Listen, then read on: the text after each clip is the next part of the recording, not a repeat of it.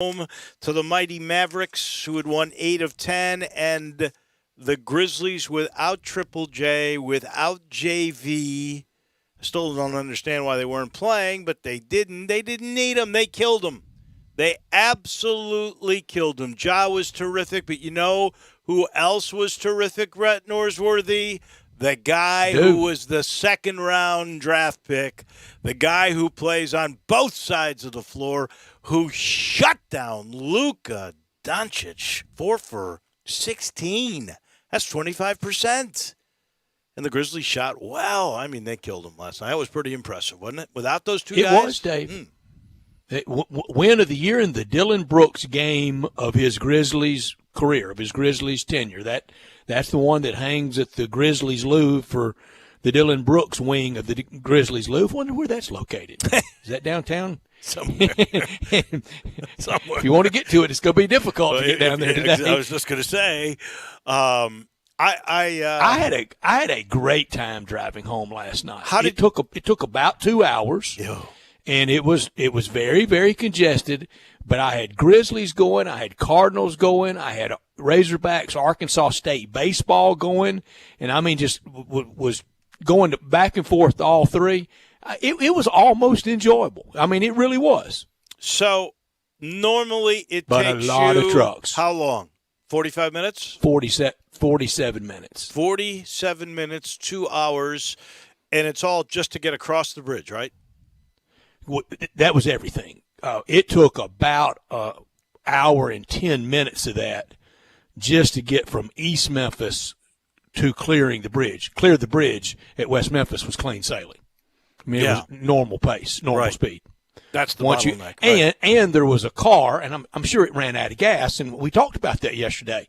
There was a car in the left lane of the old bridge about halfway, and it was out of gas, and that even caused it even more. But everybody was doing the best they could, and DOT, TDOT, and RDOT, and EverDOT was out last night, and a lot of policemen, and this looks like the longer haul for it. I was speaking with a person that shall remain nameless, and he says he made a good point. You remember a few years ago when TDOT wanted to redo the exchange right there at the old bridge, kind of by Riverside Drive extended to the old bridge. Yeah. And TDOT was wanting to shut down that for 2 years. Well, what if we had? What if we'd have shut that down and now have this?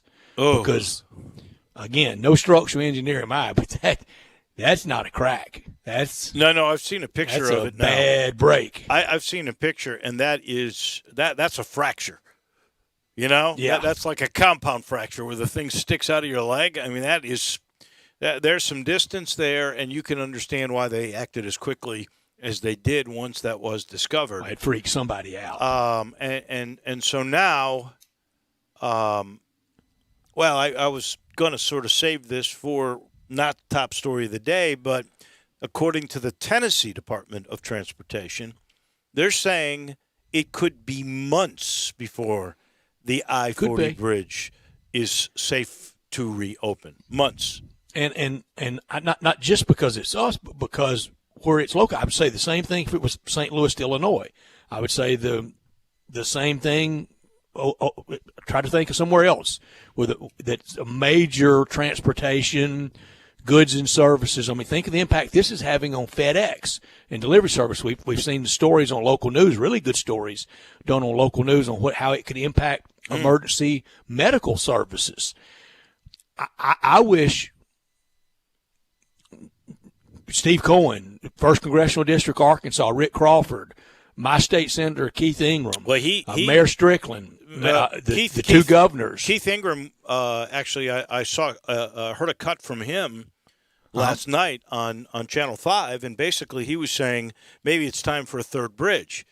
But it is time for a third bridge. But that's not going up anytime soon. That's $1 billion for a third bridge. But my senator, I think they're going to. It's going to be unified, and it's been great leadership so far. I think they need to demand as a national security impact. If they're saying 6 weeks, Corps of Engineers, you get here and do it in 3.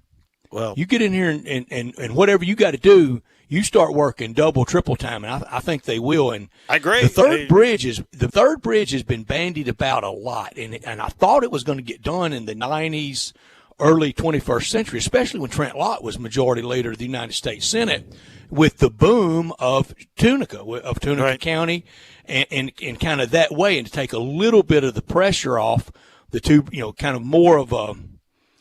If you can imagine, kind of a little more south of the old bridge, that's the direction it's going. But it's needed, and it highlights the infrastructure bill that's being debated right now. It absolutely is in the debate. An argument. We got the money. It's an argument. We rebuilt Iraq. Let's rebuild the new bridge. Well, the president wants infrastructure redone, and this is a prime example. And you mentioned FedEx. How about this? The traffic underneath the bridge, the barges, they are still being held up, and they're not sure how long that will be. But at this moment, if you've got barge traffic on the river, you're not allowed underneath that bridge. So America's barge traffic is being held up. And that's fertilizer, that's grain, that's that's big stuff. It is. So. I'm with you. If you can work 24 hours with 3 different shifts and bring in your biggest guns to get this done, that's the Department of Transportation at the federal level. They need to do it because you're talking about one of the bigger intersections in the United States, not just the I-40, but also the river. And so I do think they are going to have to. I know this, Dave. Expedite this. I know we're both friends with both. You put Steve Cohen and Keith Ingram on it, I think it'll get done. Yeah. And if nothing else, I'd love to be the fly on the wall in the meetings when they had the downtime to hear those two talking baseball, because they both love it as much as we do. Oh, I know. If not more. But I would trust those two, and I trust the leadership that's in charge, and to the person that found it. Commendation. Thank you. Yes, because that looks like it was disaster about to happen. That is absolutely for sure. But when I saw that picture again, today, I said, look, I just know that can't be good. No. But it's going to be what could be, according to TDOT, months before the I-40 bridge is open. And I don't know, now that the rush is over, everybody knows there will be some people that will be diverted to Dyersburg from the north. There will be some people, I suspect, that will be diverted over the Helena Bridge to the south. So there should be some easing. It shouldn't be an hour wait to get over the bridge, I hope. I don't know.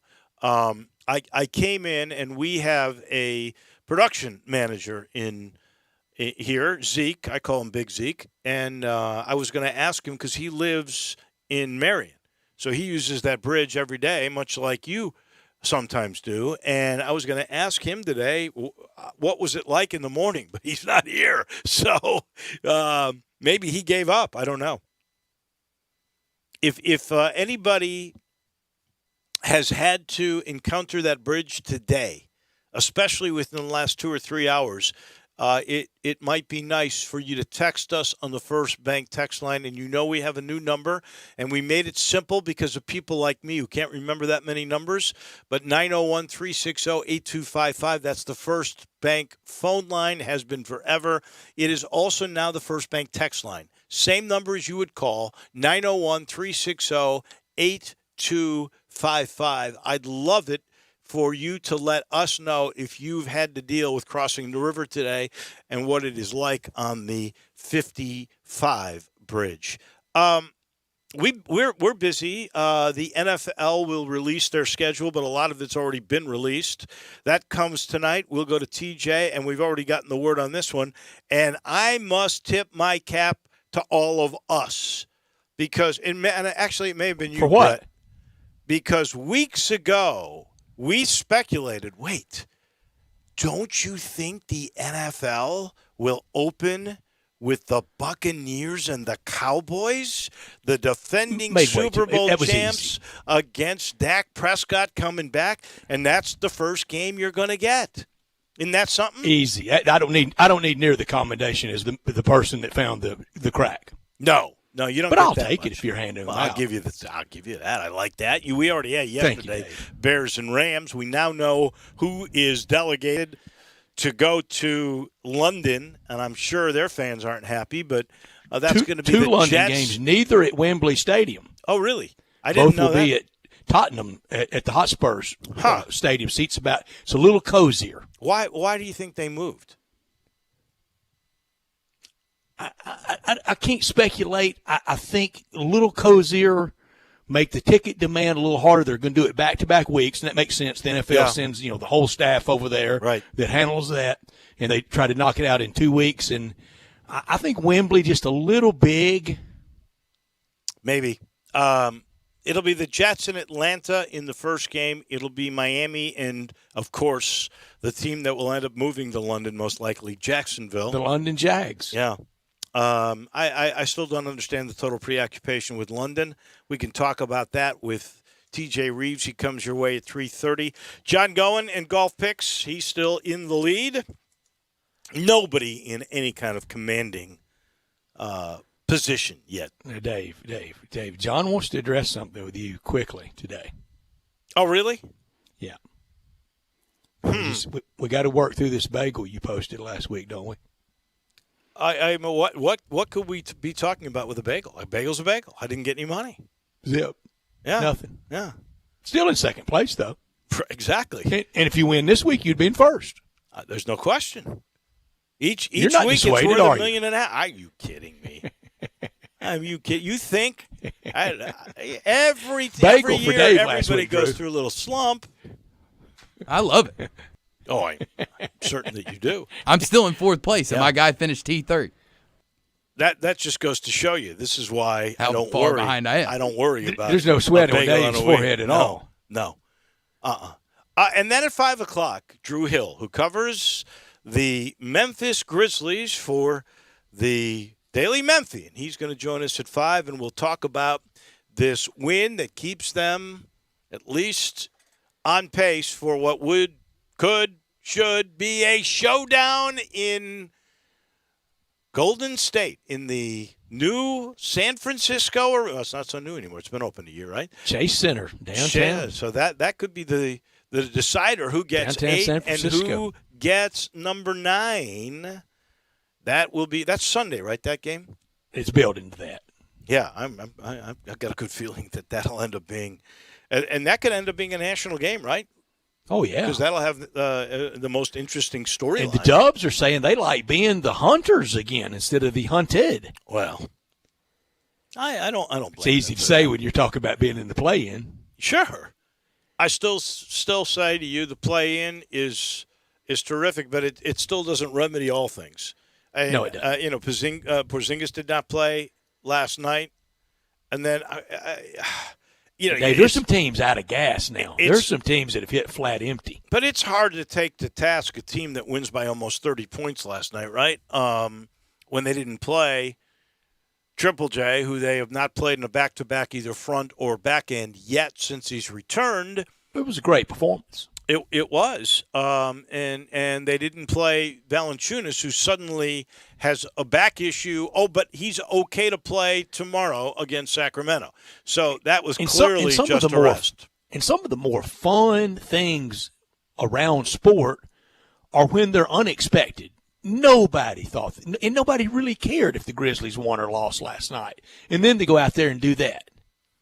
Well, just it makes no sense. And now, if they win tomorrow, they got to keep pace with Golden State because Got Sacramento Thursday and Friday. It is hit the airplane. It's a big advantage. There's no question to be an 8 over 9 because all you got to do is win one. Yeah, it does. This hour of our show brought to you every day by Lexus of Memphis at 2600 Ridgeway and online at lexusofmemphis.com. Give them a call at 901-362-8833. Lexus of Memphis, they have the Golden Opportunity May sales event. Great offers on all 2021 models and always special lease options. Drive in luxury and confidence knowing that every new Lexus comes with complimentary first and second maintenance services.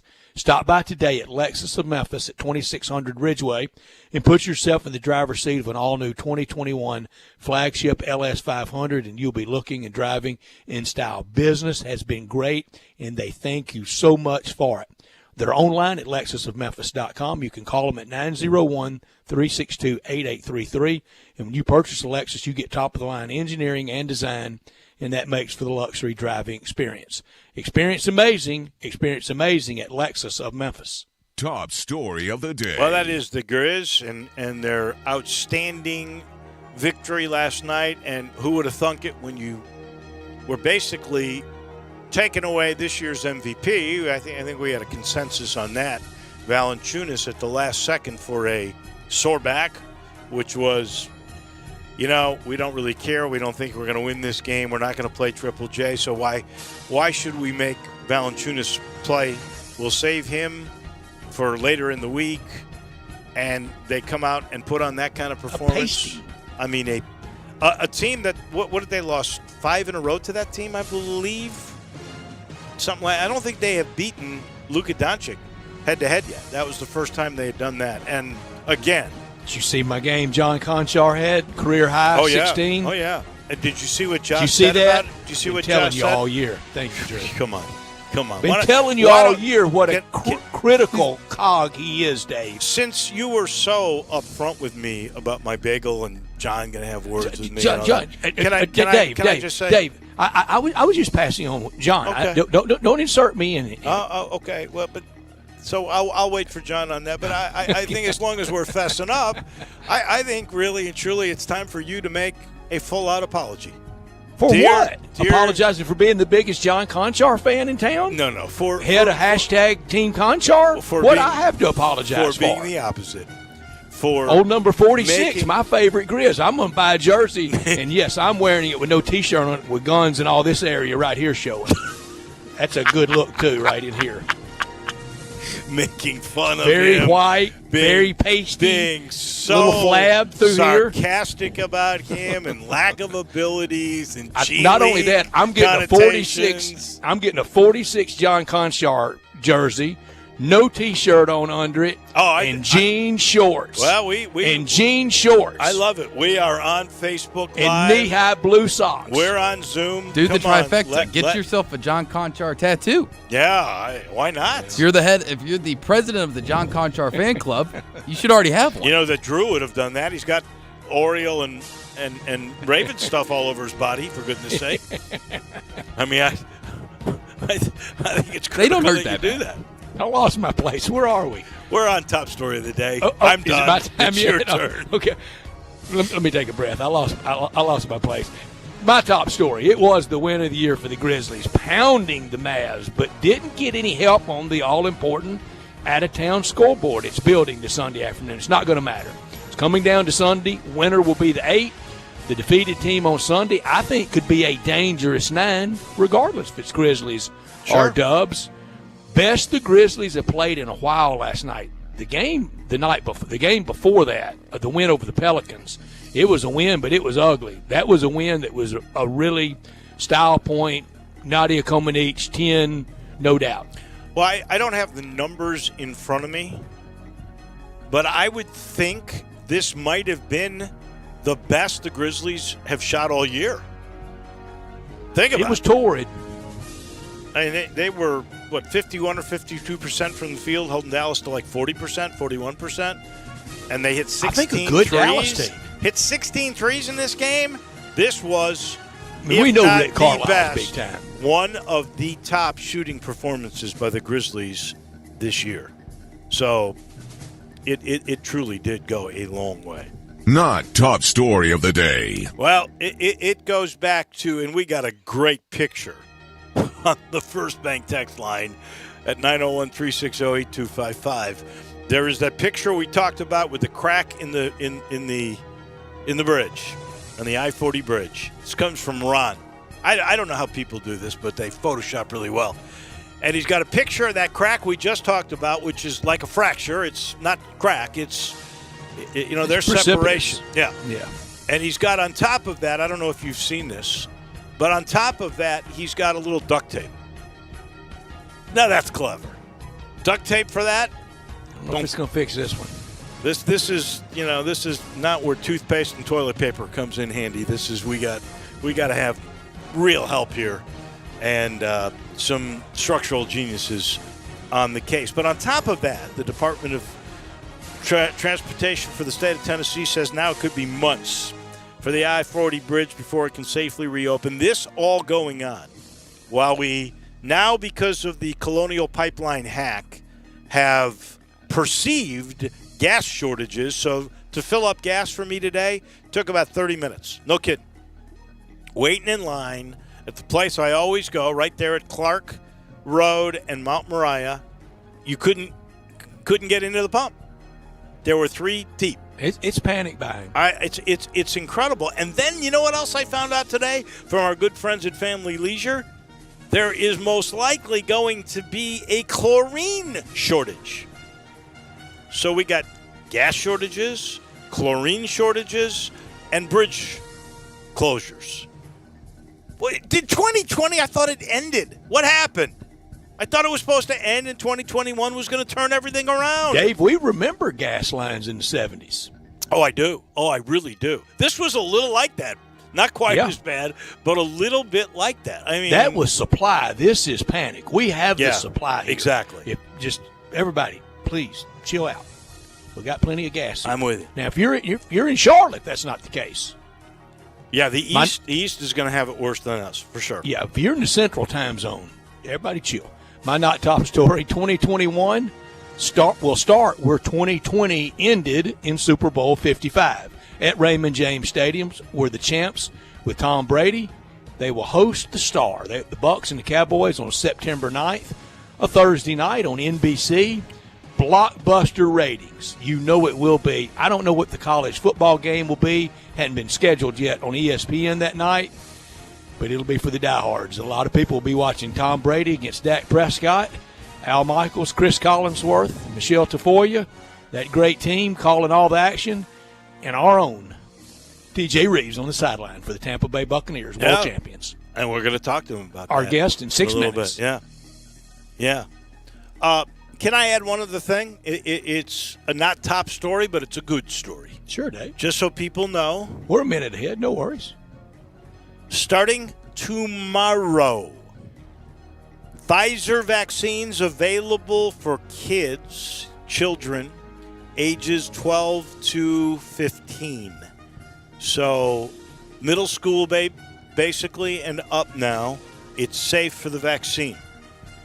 So if your kids are going to go back to school, I know you really want them to feel even more protected. Now is your chance. Starting tomorrow, 12 to 15-year-olds are eligible and safe. Have y'all saved a photo? Have y'all saved a photo of your card, your vaccination card on your phone? Yes, absolutely. Okay. Somebody said you might even, if you lost your phone or lost all you might want, like Dave, you might want to send it to your wife. And, me that way. So, just no way you're all going to lose everything, but where somebody else might have it as well. Well, I've saved my card, obviously. It's in my file. Too. My wife actually laminated hers, and I was going to go do that. And then I read and heard somebody who said, don't do that because if you got to have a booster, they're going to put it on that same card. So I don't know what she's going to do because she went literally from the second shot to FedEx ground, Kinko's, and got it laminated there. And I was alerted not to do another one though for booster. I'm sure they'll do something. They'll figure it out. But mine will be available for that. But I do have a shot on my phone. That's a good idea though, to send it to somebody else too, just so that you have a backup that way if you need it. We are officially underway. That's the lineup for the show. We go to Tampa momentarily. TJ Reeves is standing by, and this is Sports Time on Sports 56. Broadcasting from the Family Leisure Studio. We are Sports 56, 98.5 and 96.1. Looking for a high-efficiency planting solution? The Case IH 2150 Early Riser Planter combines the industry's most accurate planter technologies with a rugged row unit for a fast and uniform emergence. The Case IH 2150 Early Riser operates at your speed and adapts to unique field conditions so that you can maximize your yield potential. Stop in or call Mid-South Ag Equipment at 662-890-3141 to learn more. That's Mid-South Ag, your Case IH Equipment headquarters. Hey, we understand. With everything that's happening, with all the new regulations, maybe you're not ready to come and hang out at Sweetgrass to catch a ball game. We want you to, we really do, and we're open for you to do just that. But we're also offering the next best thing, the new Sweetgrass Tailgate Party Packs. Whether it's wings, house-made dips, sliders, or other Sweetgrass tasty treats, all you have to do is call us or go to sweetgrassmemphis.com to order just what you're dreaming of when you're dreaming of watching sports and enjoying some sweet, sweet Sweetgrass. Hey, I heard that you just got a new car. Yes, I sure did, and I could not believe how simple it was. Really? Tell me what happened. I bought my car at Cars Inc. They are family owned, and the choices of cars were the best I've ever seen. They even said they could price match with anyone and help me with whatever financing I needed. Wow, it does sound like they know what they are doing. Their family has been in the car business for over 30 years, and they're excited about being in Memphis. Where are they? 5095 Cummington Way, and their phone number is 901-623-7180. Looking for a great place to deposit your money? Try First Bank. Competitive CD rates, a money market that moves with Wall Street prime and interest-bearing checking account options. Not to mention their friendly bankers who make decisions locally. To find out more, stop by one of First Bank's 3 local branches. 6482 Poplar Avenue, just east of International Paper. 8398 Highway 64 across from Wolf Chase. And 6280 Highway 64 in Oakland. Or visit firstbankonline.com. Member FDIC. Did you know nearly 40% of men under 40 and over 75% of men over the age of 40 experience sexual performance concerns? At the Memphis Men's Clinic, their experienced physician performs a comprehensive evaluation that determines which specific issues may interfere with your sexual performance. These issues can vary and range from anxiety to medical issues, low testosterone, or erectile dysfunction. The Memphis Men's Clinic has evaluated hundreds of men of all ages over the years and reestablished a normal sexual life. The Memphis Men's Clinic will work aggressively to resolve issues and allow you to restore your sexual health and overall well-being. That's the Memphis way. If you're 20 years old or 90 years old, come and get cared for the Memphis way. Treatment that's based on your specific needs after a professional clinical evaluation by their experienced board-certified physician. Call the Memphis Men's Clinic today at 901-443-0475 or visit memphismensclinic.com. Now, back to Sports Time on Sports 56 with Wolo and Stotts. This hour of Sports Time is brought to you by Lexus of Memphis. Here once again are Dave Woloshin and Brett Norsworthy. We welcome you back into the Family Leisure Studios with the reminder that pools are going quickly again at Family Leisure. I was on the phone today with our good friend Billy Connolly. He was telling me, once again, they are moving. Remember, they ran out last year, so if you want the pool, get there now, I'm telling you, because it goes fast. Time goes fast. We know that. Same thing with spas. They're in stock. They're ready for delivery right now. The patio furniture, I keep talking to you about this because I love their patio furniture. Every year they come out with new lines, state-of-the-art, really comfortable, look really great. They make your backyard so jazzy. And your backyard will be used more if you have stuff in it that you love. I'm promising you that. And the 2021 has a real incentive going for it right now. There's up to 20% off on some select sets. And then you can swing in the spring. For the youngsters with a brand new play gym, there is professional installation available. I always recommend that because your little ones are going to be on there with big smiles. We want to keep it that way, keep them safe. Get the installation from the pros. Just get the Family Leisure. You'll love what you see. I-40 and Whidden Road, family and fun all coming together right there at Family Leisure. Let's head to Tampa. I'm sure he's excited. The word has come out. We predicted it months ago. Opening night, the first NFL game of the year, the defending Super Bowl champions Tom Brady and the Bucs And the opposition, the comeback. The quarterback, Dak Prescott, and what some people think is America's team, the Dallas Cowboys. What a game, TJ. Good to be with you, boys. And let the record reflect, you introduced them as the defending champs. I did not have to do that this week. So I promise I will refrain from doing it every time that I'm with you. But it is interesting that that was like somebody predicting that it's going to get dark later tonight. The Cowboys were going to be the team. It was easy. For 2 points. Number one, that's 10 million extra eyeballs because of the love-hate situation with Dallas. I believe it is the case that in terms, this has gone on for like the last 15 years. Like the top 10 most watched NFL games that aren't playoff games are all Dallas Cowboy games. All 10 of them. Is that right? I didn't realize that. Yes, that are non-playoff games. Every one of them in prime time involves the Dallas Cowboys, basically.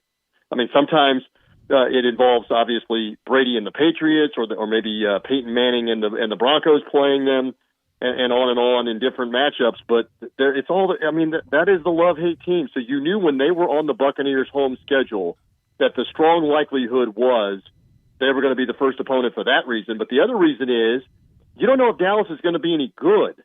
Right. So you have all this hype and all this build-up to one game, the beginning game now for 4 months.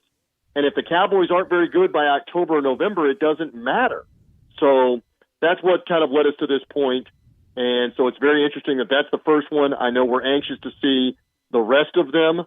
I can tell you the same thing. I did one other interview today. I have been ordered, do not talk about other games that have not been announced, because if I am saying it, and believe me, there are Tampa Bay media members that are looking for confirmation every which direction, that allegedly if I am saying it, it's as if the Buccaneers are saying that that's the game.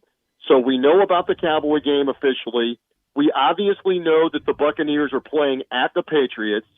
I think you would have to be a fool to not understand that's going to be a primetime game. It's just a matter of when it is. There are reports all over the internet about when it is. What do you think a ticket for that one will go for? It's going to be something else. It's going to be some scene for him to return to New England, and it's going to be a primetime game. I don't know when it will be. There's been so much speculation that it would be Thanksgiving night.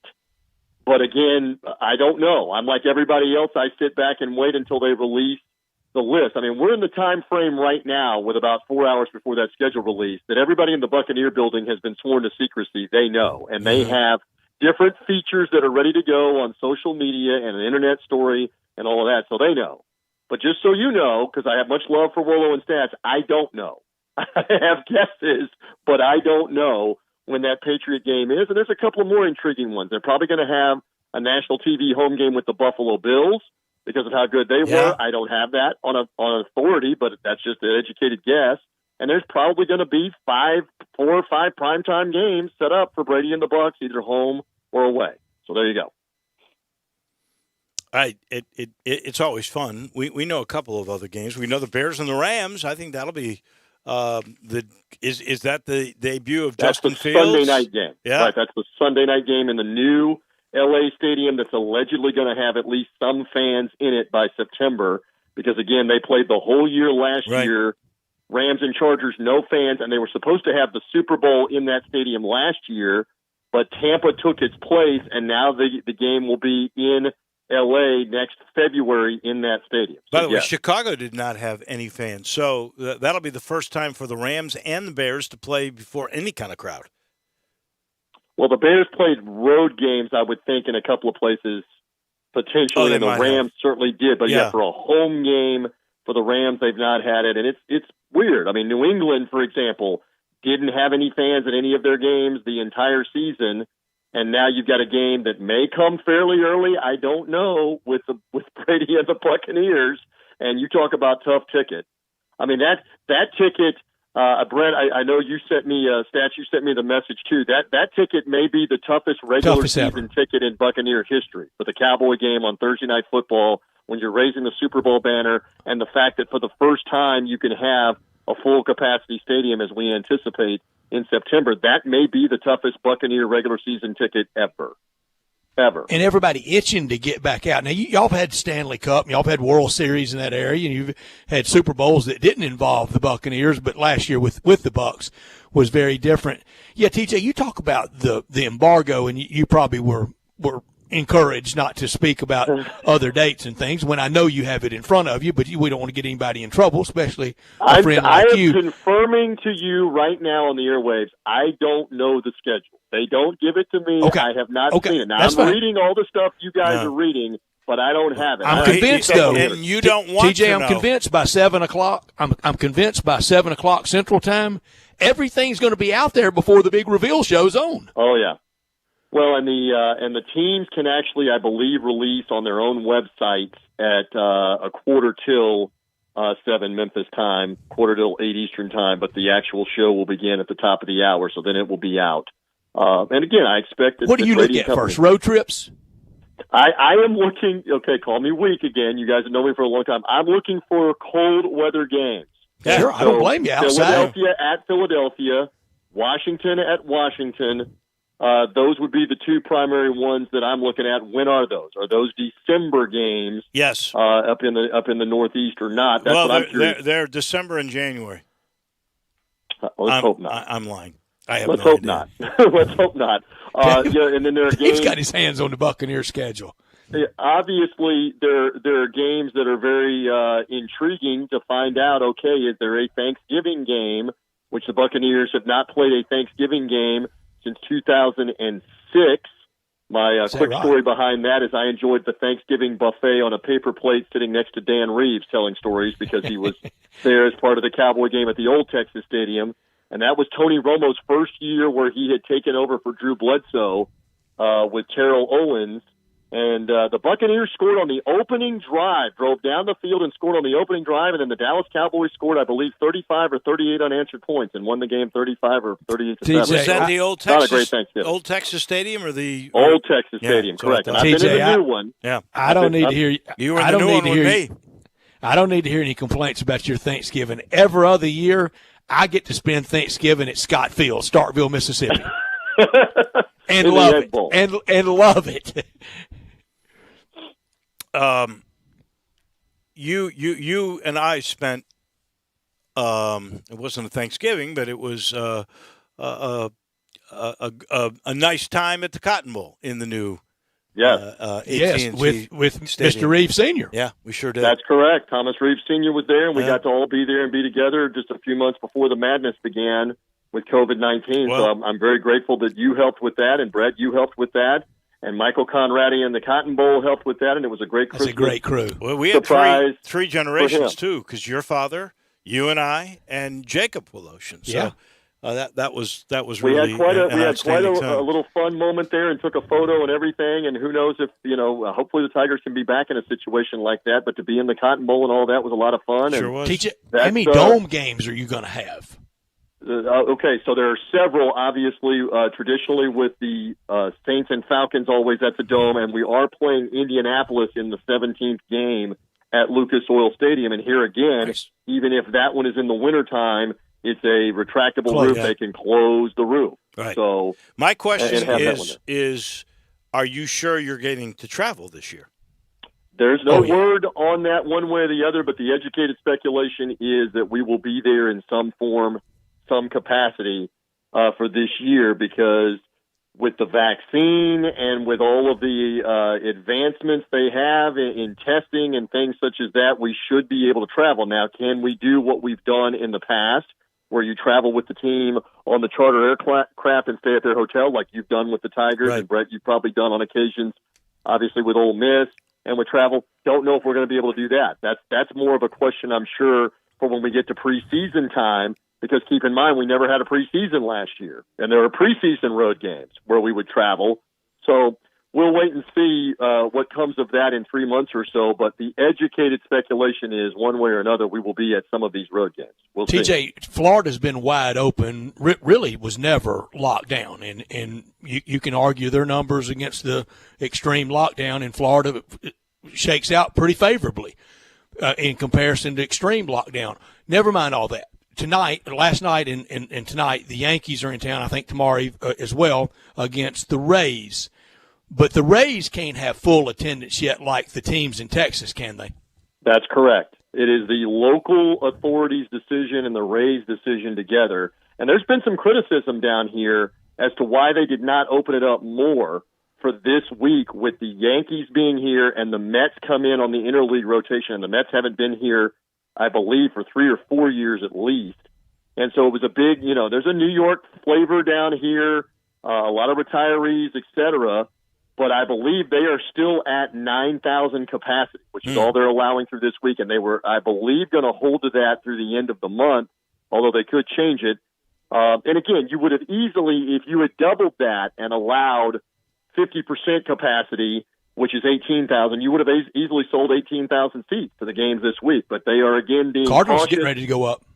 Right, and that's the team. That's up to the team and the local officials as to what they want to do in the Rays case. But that was a strange one, and it's faced a lot of criticism, frankly, down here, guys, that it hasn't opened up more, especially when you saw the Braves game on Sunday night with a full stadium. You saw the Rangers on opening day with a full stadium. There are a lot of places that have gone ahead and said, let's go ahead and do this, and yet it hasn't happened for the Rays in St. Pete yet.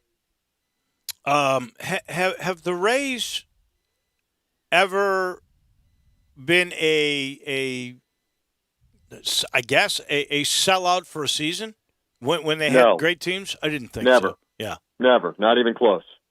The season ticket base has never been anything more, even in the first season, than, say, 20,000 or so. But even in the first season of the team, there were regularly 15 or 20,000 empty seats.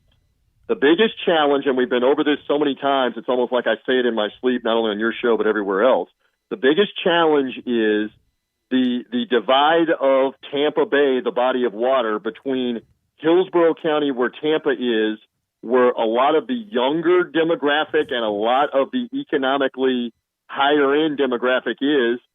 They don't want to drive the drive for whatever slings and arrows you want to make it, people. It's been proven over and over again. They don't want to make the drive over towards those games, even though the Rays have tremendous viewership on TV and have a fan base. And so if you're going to have all the games on TV, that's been one of the great challenges. And we're really now about 3 years deep into the stadium controversy, where the Rays ownership could have built the stadium in Tampa, where I assure you, as I just said, as assured as the sun is going to go down and it's going to be dark, you'd have had 25,000, 30,000 every night if that stadium is in downtown Tampa where the Lightning hockey arena is. So right there, is there space right there? There is. But the Rays would not agree to their end of paying for what was being proposed, and so that died in committee, as they like to say, in Congress. It never got off the ground. They don't have a stadium deal, and they continue to play in St. Petersburg in an outdated facility in front of whatever they can draw, and usually a good crowd is a 12 to 15,000 capacity for them. For a good team, again. For a good team, and a team that's been pretty good, even with a small budget for a long time. Last thing, along those same lines, Oakland and baseball saying, go on, you can look about relocation because Oakland is not doing what you want them to do. What do you think ends up happening in the Bay Area? They're not going to build them a new stadium. They haven't done it for 10-plus years of this threat of leaving. They allowed the Raiders to eventually leave for the new stadium. So I think the reality is that baseball has not allowed – they've only allowed one franchise to move, obviously, and that's the Washington Nationals. The Montreal Expos became the Washington Nationals franchise. But that's because Major League Baseball took over ownership of the team and they dispersed the money like an expansion team to all the other owners. If you remember that in the storyline and the narrative. And so I don't see that's not going to happen, I don't think, in Oakland. I don't know if they're going to let them leave. And so whether they can work out a lease there or find somewhere else to play, maybe they find somewhere else in the Bay Area to play. Remember San Francisco and Stats, I'm trying to remember if you and Wolo or just you were out there for the Super Bowl in that San Francisco stadium, right, where the Broncos played the Panthers. If not, I've been out there. It's not anywhere near San Francisco. It's in Santa Clara, which is like 40 miles to the south. So they may build it somewhere else to try to keep the A's in the area, but I don't know that they move out of that area. I don't know. Well, they were given permission by Major League Baseball, and it's certainly a strong arm of Oakland, And I don't think Oakland wants to lose the one major league they still have. They've already lost the Warriors. Right. And the Raiders. And the Raiders. So I would suspect that they will finally go along with this because I don't think they want to lose it. But if they do decide to move, I don't think it's going to be to Santa Clara. I think it's going to be to Charlotte or Vegas or Nashville, all the towns that have been mentioned thus far. Well, we'll see. We will. Again, all the talk and all the kick around about moving teams, keep that in mind. They've, really in the modern era, since the Dodgers and the Giants moved west, they don't allow teams to move, and it always seems to get worked out at the 11th hour and 59th minute for them to stay. So we'll see what happens. We sure will. Have a great week, my friend. We appreciate it, and we'll talk to you next Wednesday.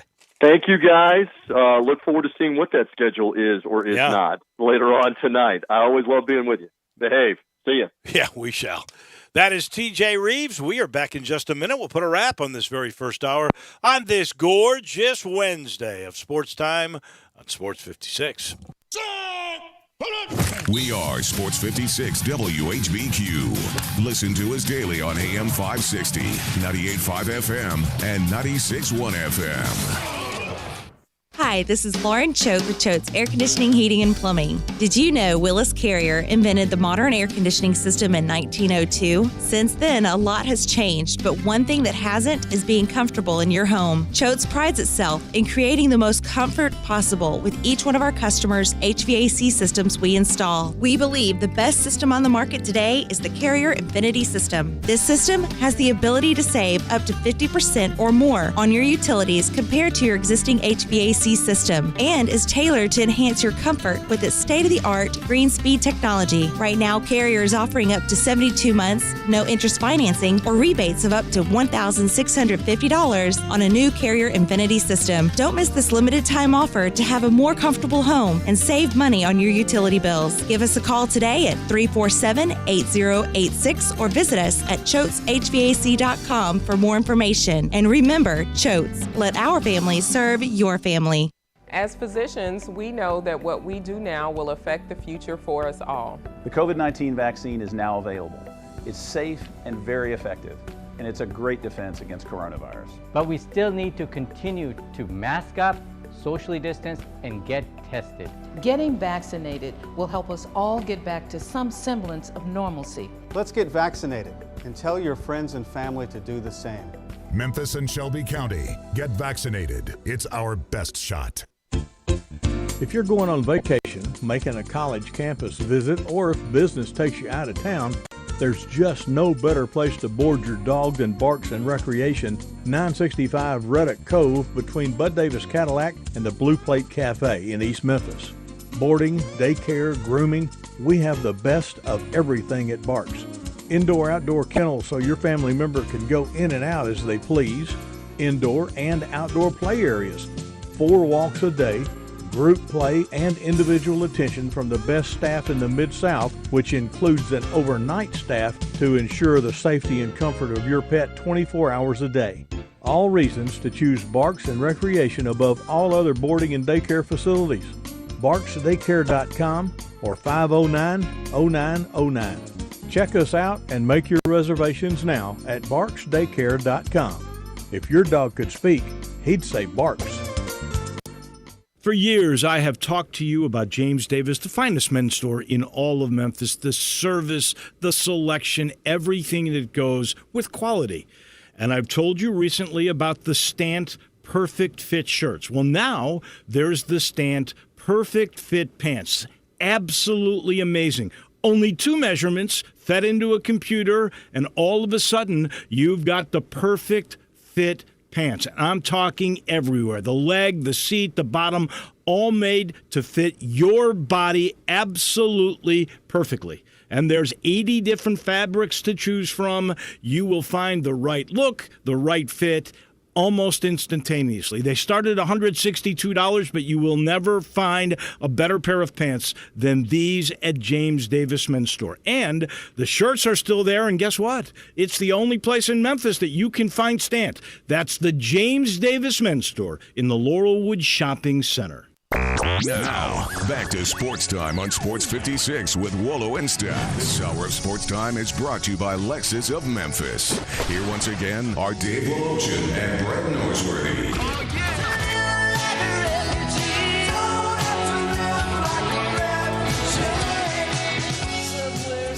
Cruising through hour number one, and there is transfer portal news today. One came from John Rothstein. The other came from Jeff Goodman. Memphis involved in both. UCF transfer Brandon Mahan tells John Rothstein he's receiving interest from the following programs: Kansas, Georgia, Texas Tech, Arkansas, which seems to be getting everybody, Marquette, Arizona State, and Memphis. He is a three-point shooter. That's what his specialty is. I'm not sure, honestly, Brett, how he fits in on that one. You just want more, always, though. Just in case. I guess. And the other is really interesting. It is from Jeff Goodman, who says this player would be a huge addition for any of the four teams he's noted. He is one of the best transfers to hit the portal this year. He is Syracuse transfer Quincy Guerrier. I think that's how you pronounce it. And Guerrier is pretty good. He's 6'7", about 220 NBA body, averaged 13.7 points, 8.4 rebounds. His Final Four: Illinois, Arizona State, Oregon, and the University of Memphis. I think this would be the guy that would take Davion Warren's spot that was vacated when he went to Texas Tech. And I think this would be a huge upgrade from him if this was still need a point guard. The direction. You're right, but you would still have one scholarship available for that to still happen.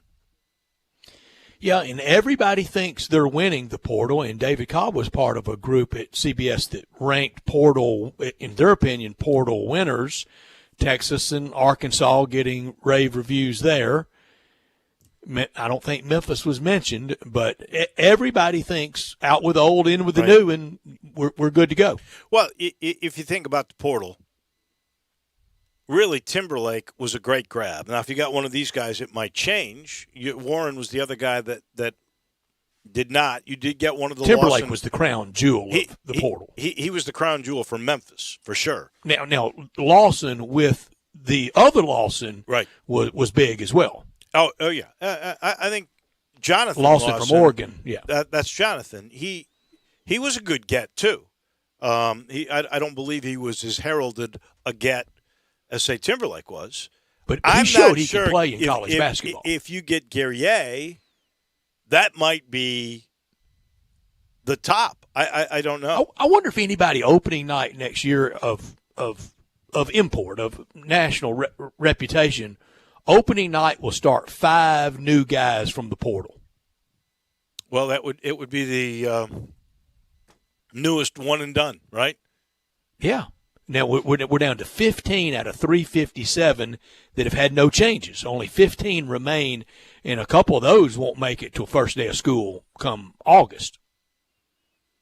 I still don't know what happens to those that transferred this year that had already transferred. Like the best case that I can think of is Tyler Harris.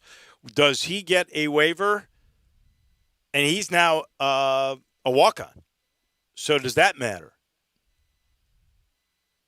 I don't think everything is still all known. And again, looks to me like you're going to get 3 different recruiting periods if you stick around. You're going to get the high school recruiting period.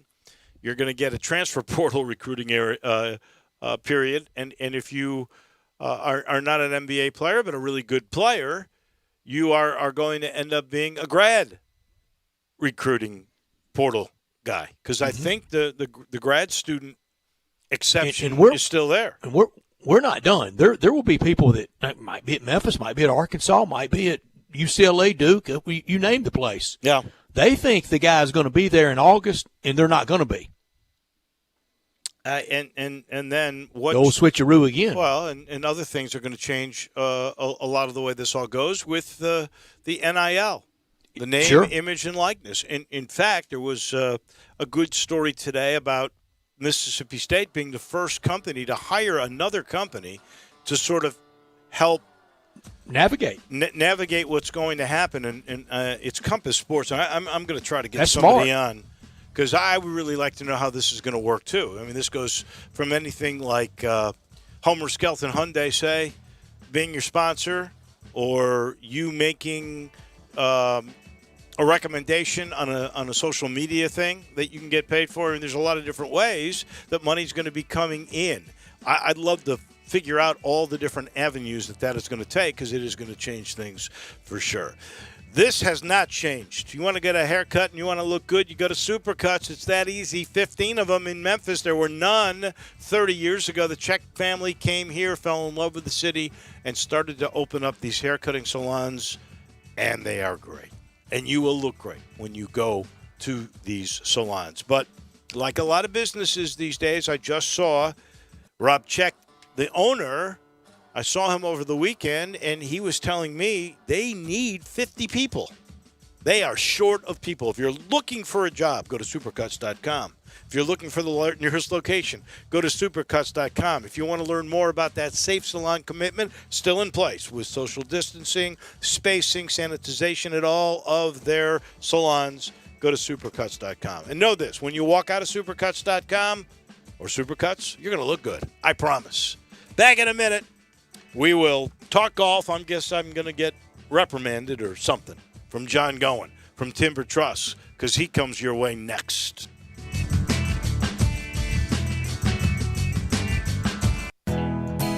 Nestled in the heart of East Memphis, located corner of Park and Cherry, is a beautiful residential neighborhood. I'm here at Town Village Audubon Park interviewing a new resident, Carolyn. Share with us why you chose Town Village. Well, if your parents or special friends need to make that big move, let me share with you my experience. It was tough for me to leave home, but then I discovered Town Village. I would like to highly recommend Town Village to you and your loved ones. After looking at all the amenities and meeting all the people and staff, I was hooked. From restaurant, bistro, 3 meals per day, housekeeping, transportation, security, health care, physical therapy, exercise room, and even a heated pool and spa. Come see us and make your new home at Town Village.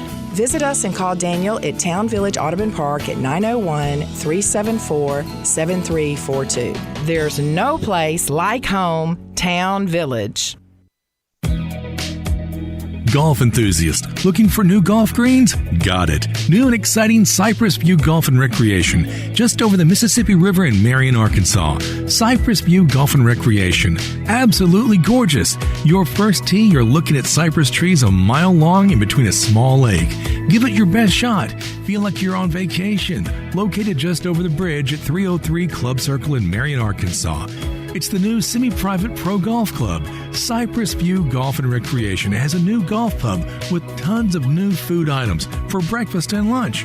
Choose from Philly cheesesteak sandwich, homemade fresh hand-patted burgers, and Nathan's hot dogs, flatbreads, quesadillas, summer salads, and more.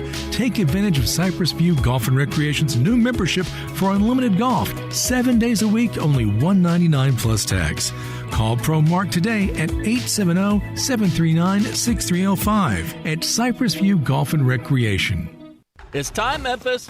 Join John Morant, Tyus Jones, and your Memphis Grizzlies tomorrow at 7 p.m. as they take on the Sacramento Kings, presented by FanDuel Sportsbook. Tickets start at just $12, but they won't last long. Check out grizzlies.com/tickets today. Do you know one of the best things you can do for your employees or family's health? Provide Arctic Clear bottled water. Arctic Clear bottled water is your locally owned and operated bottled water provider. Arctic Clear is 100% natural spring water with free delivery and setup, dependable service, and no long-term contracts. What an easy choice. Call Jeff Manus today, 901-382-2363, or visit arctic-clear.com. Arctic Clear bottled water. Call now, 382-2363. That's 382-2363. We are Sports 56 WHBQ Memphis, W253DF Memphis, and WIVG Tunica Memphis. Flynn Broadcasting Stations. Now, more of Sports Time on Sports 56 with Wolo and Stats. This hour of Sports Time is brought to you by Homer Skelton Hyundai. Here once again are Dave Woloshin and Brad Norsworthy.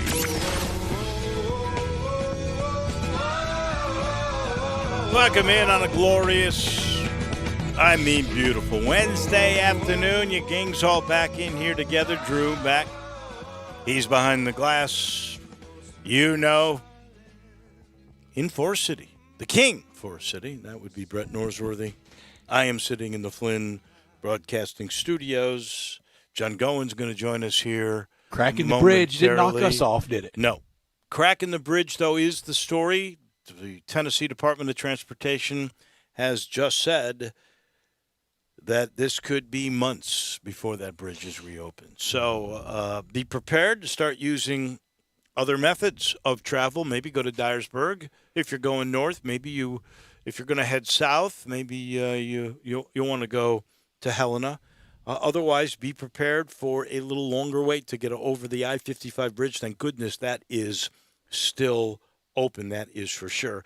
And the other big story is the Grizzlies. Day off today. Sacramento in town tomorrow. Just a huge win. Biggest unexpected win last night without Triple J and without JV. They absolutely pound Luka for the first time and the Dallas Mavericks and keep alive the hopes for just didn't get any number help 8 seed. From the other games we needed help in last night. No, well, other teams are playing for the same reason. So desperate times. It is why these games at the end with the play-in, the addition of basically 4 teams, 2 in each conference, I think makes a difference. Although it did not keep teams from resting players, but nonetheless, they do keep things interesting. Do you think you'll see anybody rested in the playoffs? A team that knows they're going to win maybe a gentleman's sweep 4-1. Gosh, I hope not. If they do that, then they've gone too far. Yeah. Then they have gone too far. Also, it's almost like you with your bagel in the golf picks. I just want to say this, and we'll get to that, and I'll let John, have his say whatever he wants to say, because, guys, I know this stuff. I had a bad week. My guys didn't come to play. That's all. John Rahm, who, by the way, John Rahm, again, number 1 in the power index for this particular tournament, the Byron Nelson. He'll get taken. I hope so, because he stinks. I'm not taking him. God, he's going to beat you this week. He's going to come back and win this week. Well, the other thing about this is nobody's played this tournament. I want to a little bit later. I'm going to give you – how does Jimmy Shapiro get these odds before everybody else does? He's got all the opening games. Did you know that? I do, week 1.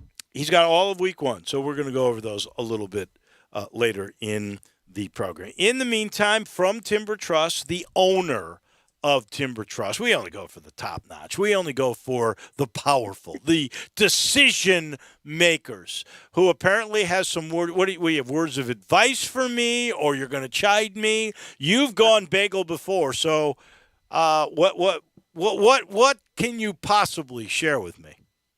I mean, the introduction, I almost feel like terrible if I even tried to make any type of comment with regard to the performance of your 2 picks last week. I mean, going to the top and only dealing with the decision makers, I mean, I would feel borderline guilty making any sort of comment with regard to the bagel that you threw up last week. I think that again is why he's not dissuaded. John. That is why you are a decision maker. Why you own the place. That was wisdom on your part.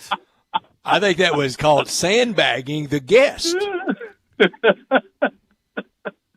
Yes, and we reveled in it Friday, John. We reveled in it Friday on the air when David got into we knew both were going to miss the cut. Drew and I, yes, we enjoyed it, Dave. I'm sorry. Yeah, we worn Drew out with his double bagel. I mean, 2 out of 4 weeks.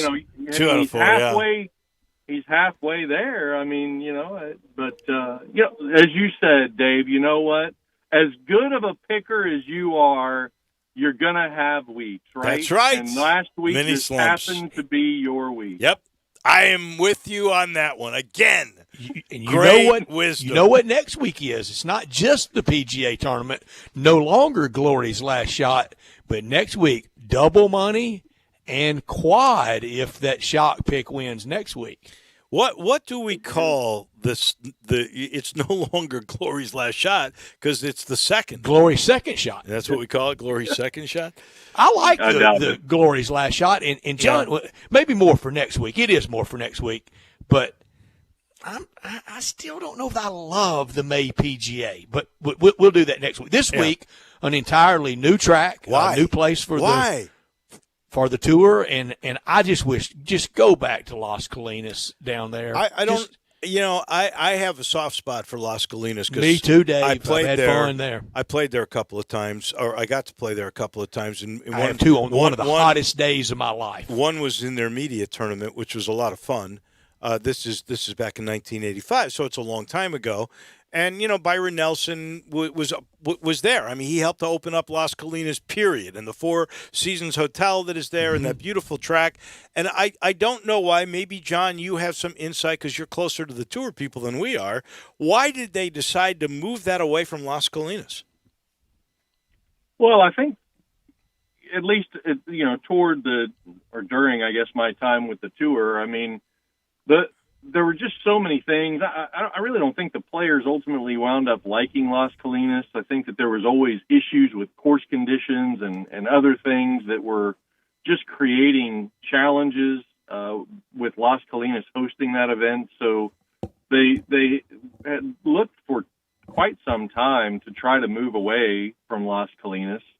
And ultimately now this week they've moved to TPC Craig Ranch, which has been there since 2004, I believe, is when Craig Ranch opened up just outside of Dallas there in McKinney. And it's an interesting track. I mean, we had the opportunity to play there for a couple of inter clubs, and all the way back is a challenge. There's some forced carries there. Now, obviously for these guys, it's not going to pose too big of a challenge, but for us, mere mortals, right.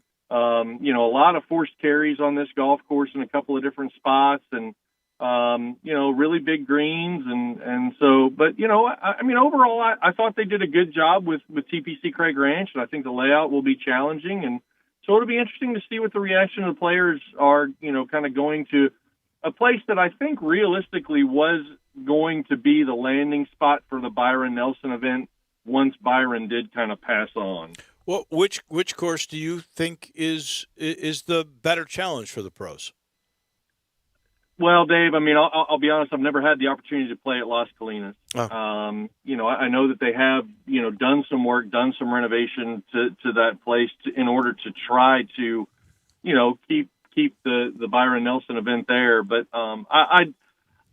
to my recollection, it was just a matter of time before I think they were ultimately going to try to move this event out to TPC Craig Ranch. That was one of the reasons that they built that golf course in the Dallas Metroplex area to have the opportunity to get it there, and ultimately it's probably taken them longer than they would have thought, but it's there now. Yeah, in John, great sports towns area. It always has been. It's always seemed like it's been boom time. They every now and then they hit a tough patch in the oil business, but it always comes back, and they've boomed with technology and they've boomed with other things. But the back-to-back weekends, they're not doing that this year and couldn't last year. So instead, week before and week after the PGA, we know the challenges of that. We've been the week before the U.S. Open, and that's difficult. And now with a new course, if they didn't have just Jordan Spieth and his cachet locally and Bryson DeChambeau, right, this field would be very lean. Oh, there's no doubt.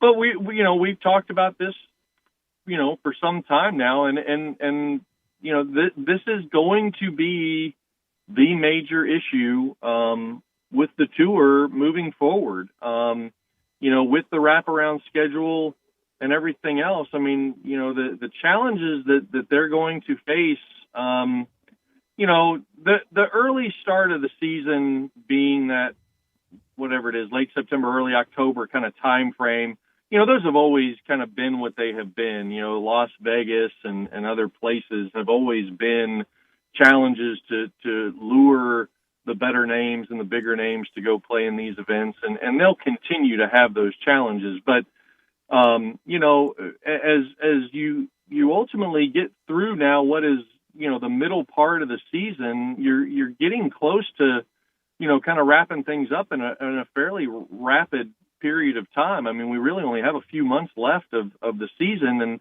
and you blink and, you know, July happens with the Open Championship, and next thing you know, it'll be the WGC event here in Memphis, and then the playoffs start. And so, you know, these guys are trying to plan out their new schedules, and you know, unfortunately, this is the environment in which we're going to live in for some time, and these bigger events historically, Byron Nelson and others. I mean, we talked about the Palmer event and what's going to happen there, and you know, what happens at Memorial when Jack ultimately does pass away, and things along those lines. So, you know, there's going to be challenges for these secondary, I guess, what you could call type events, for some time, and you know, it'll just be interesting to see how they evolve over the years. As you know, I mean, we've seen players like a Phil Mickelson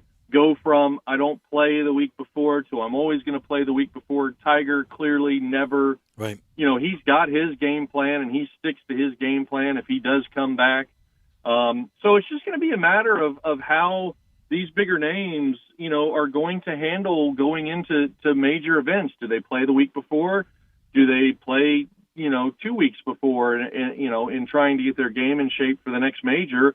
Or do they play the week before and the week after? So, you know, but we know that they're not going to play 4 weeks, 5 weeks, 6 weeks in a row, because that's just not how these players are anymore. I mean, it's not a marathon for these guys. They get into 3 week, no more than 4 week kind of sprints, and then they take some downtime to kind of recoup and then get ready for whatever the next wave is. And clearly, their schedules all revolve around the majors and the WGCs because that's where the money's at. Well, it's all the money. I mean, that's why they don't play all the time, because they don't need the money. You get $1.5 million to win a tournament like nice. last week. I need money. You don't, and the top 25 or 30 are getting you know, almost double the money because they're making that with endorsement cash. Yeah. So they don't need it, and it's sort of, to me, unintended consequences. The premise behind this was we're going to have probably 2 events per month that will get all the players out there. So we're going to have a major every month starting in April, May, June, July. Mm-hmm. We're going to have WGCs sort of in between, so we'll get those in the months. August, you're going to get that right before the playoffs in Memphis. You're going to have one in April. You're going to have those mixed in for top 50 guys so that you get another event per month where you got players, and then those other guys will fill in, like in Dallas. If it's their hometown, you'll see DeChambeau and Spieth. And that's the unintended consequence is you're going to get guys that are in the middle of the pack, guys that you don't really think that much about, like Ryan Palmer or Daniel Berger. Joel Damon, there you go. Sorry, Joel, and to your family. Aaron Wise, Charles Schwartzel. Those guys, Brett Norsworthy, Dave. they're going to play a little bit more. You know, Tony Finau's been a guy who's played a lot. So, but that's the unintended consequence of having enough good events, but you're never going to get them strung out as much as they used to because they just don't need the cash. Well, and Dave, let's face it, the tour is not the only major sporting group that's dealing with this. Right. That's right. I mean, we talk about it in the NBA. The NBA has the exact same problem. No question. No question. When did we ever, when we were growing up, watch the NBA and we had to have, you know, load management for players? Yeah. I mean, tonight's the night the Stars are playing. Yeah. Right. I mean, it used to be that would happen every single night. Now, I mean, you know, if the Lakers come, if whoever comes to Memphis and you're looking to see that star player play, there's probably a fairly good chance that's just not going to happen. And we've been burned badly by it here. the tour is not the only major sporting group that is dealing with this. And, I mean, Major League Baseball, clearly, just because they play 162 games, much, much broader, larger spectrum. But, I mean, the NBA playing 82 games now and having their stars, not play, 82 games has got to be a huge issue for them. And, the tour is kind of dealing with a little bit of the same thing with how do their stars ultimately wind up setting their schedule. Definitely a little bit different since they are independent contractors at the end of the day. They're not, tied into these massive contracts that NBA players and Major League Baseball players are signing. But still, it's not just a problem for the tour. Yeah, and we say that in golf and the NBA, never been healthier. It's never been better. The best of the best are playing, and I mean these are good times. These are renaissance periods for both of them. John, one of the great things about golf, the sport, is every area. I mean, we could kill 10 hours doing this. We're not going to, and we're getting short on time today, but. Every area thinks they are one of the best areas for golf. We think we are a heck of a golf town and golf area. Birmingham thinks that. Nashville thinks that. Little Rock thinks that. That doesn't mean you can play at all the places. It doesn't mean I or any of us can play at all of them. But Dallas, Fort Worth, they think it for sure. Oh, absolutely. For the longest time, players, it was Dallas, it was, South Florida, it was Phoenix, Scottsdale.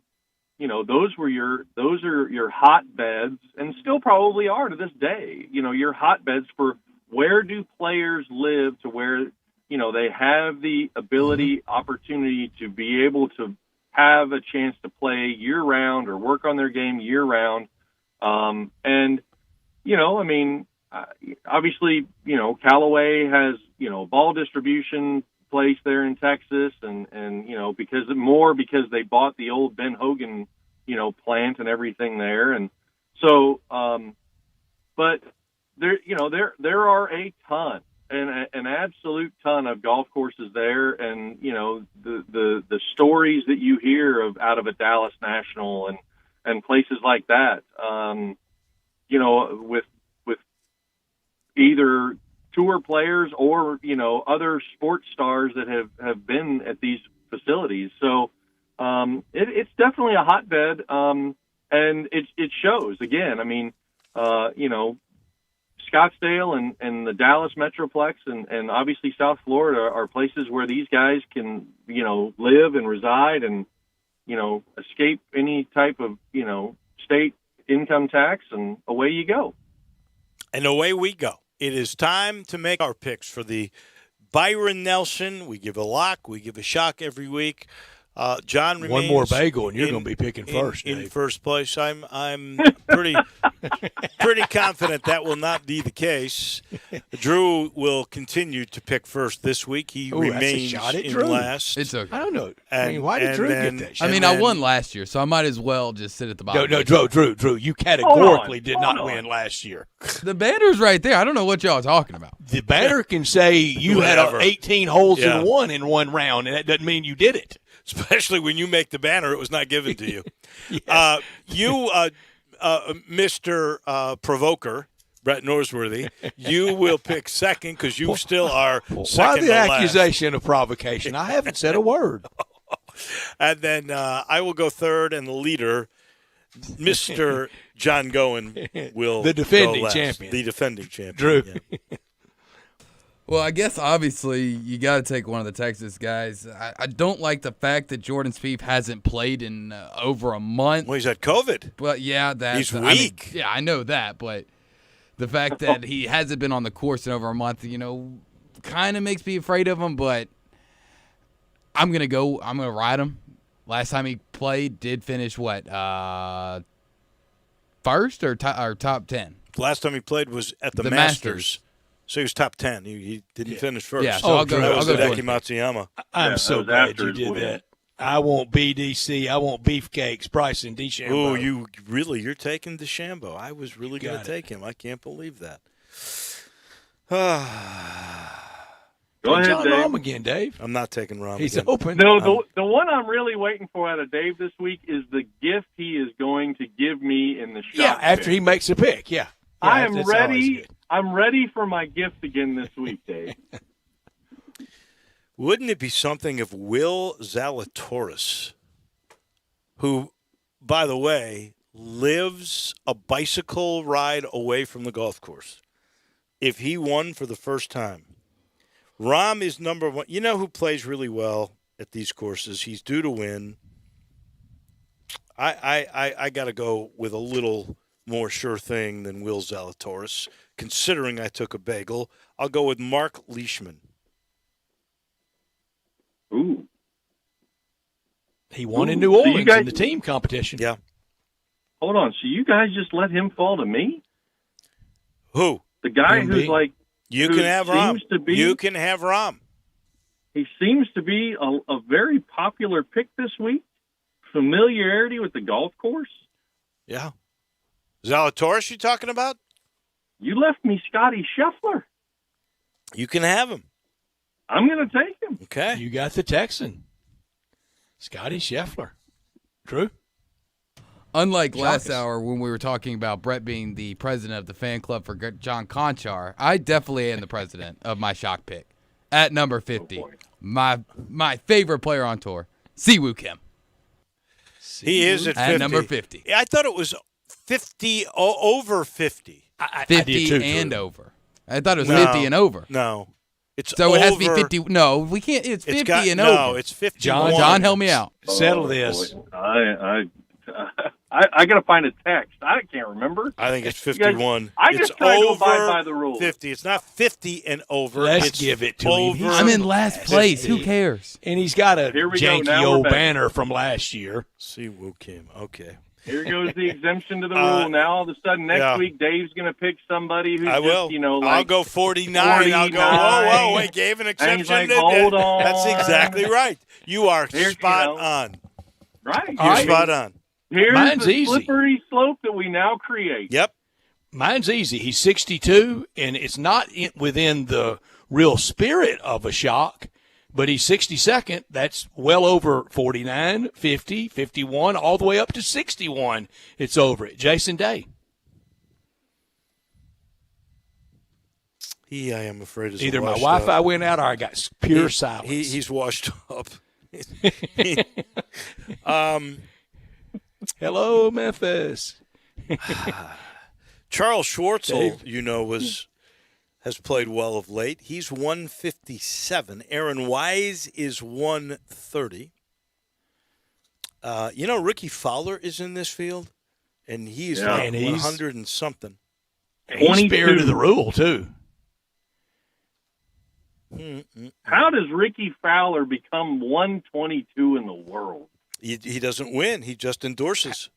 How does Matthew Wolff suddenly start looking like Smiley Kaufman? That's the trajectory his career's on. True. Ooh, gosh. Aaron Wise, Charles Schwartzel, or Ricky Fowler. That's what I'm down to. What the heck? I'm going to take a chance on Ricky. Maybe this is the week he like gets it. Ricky Fowler for me. John? I've given well, you hold two on. other names.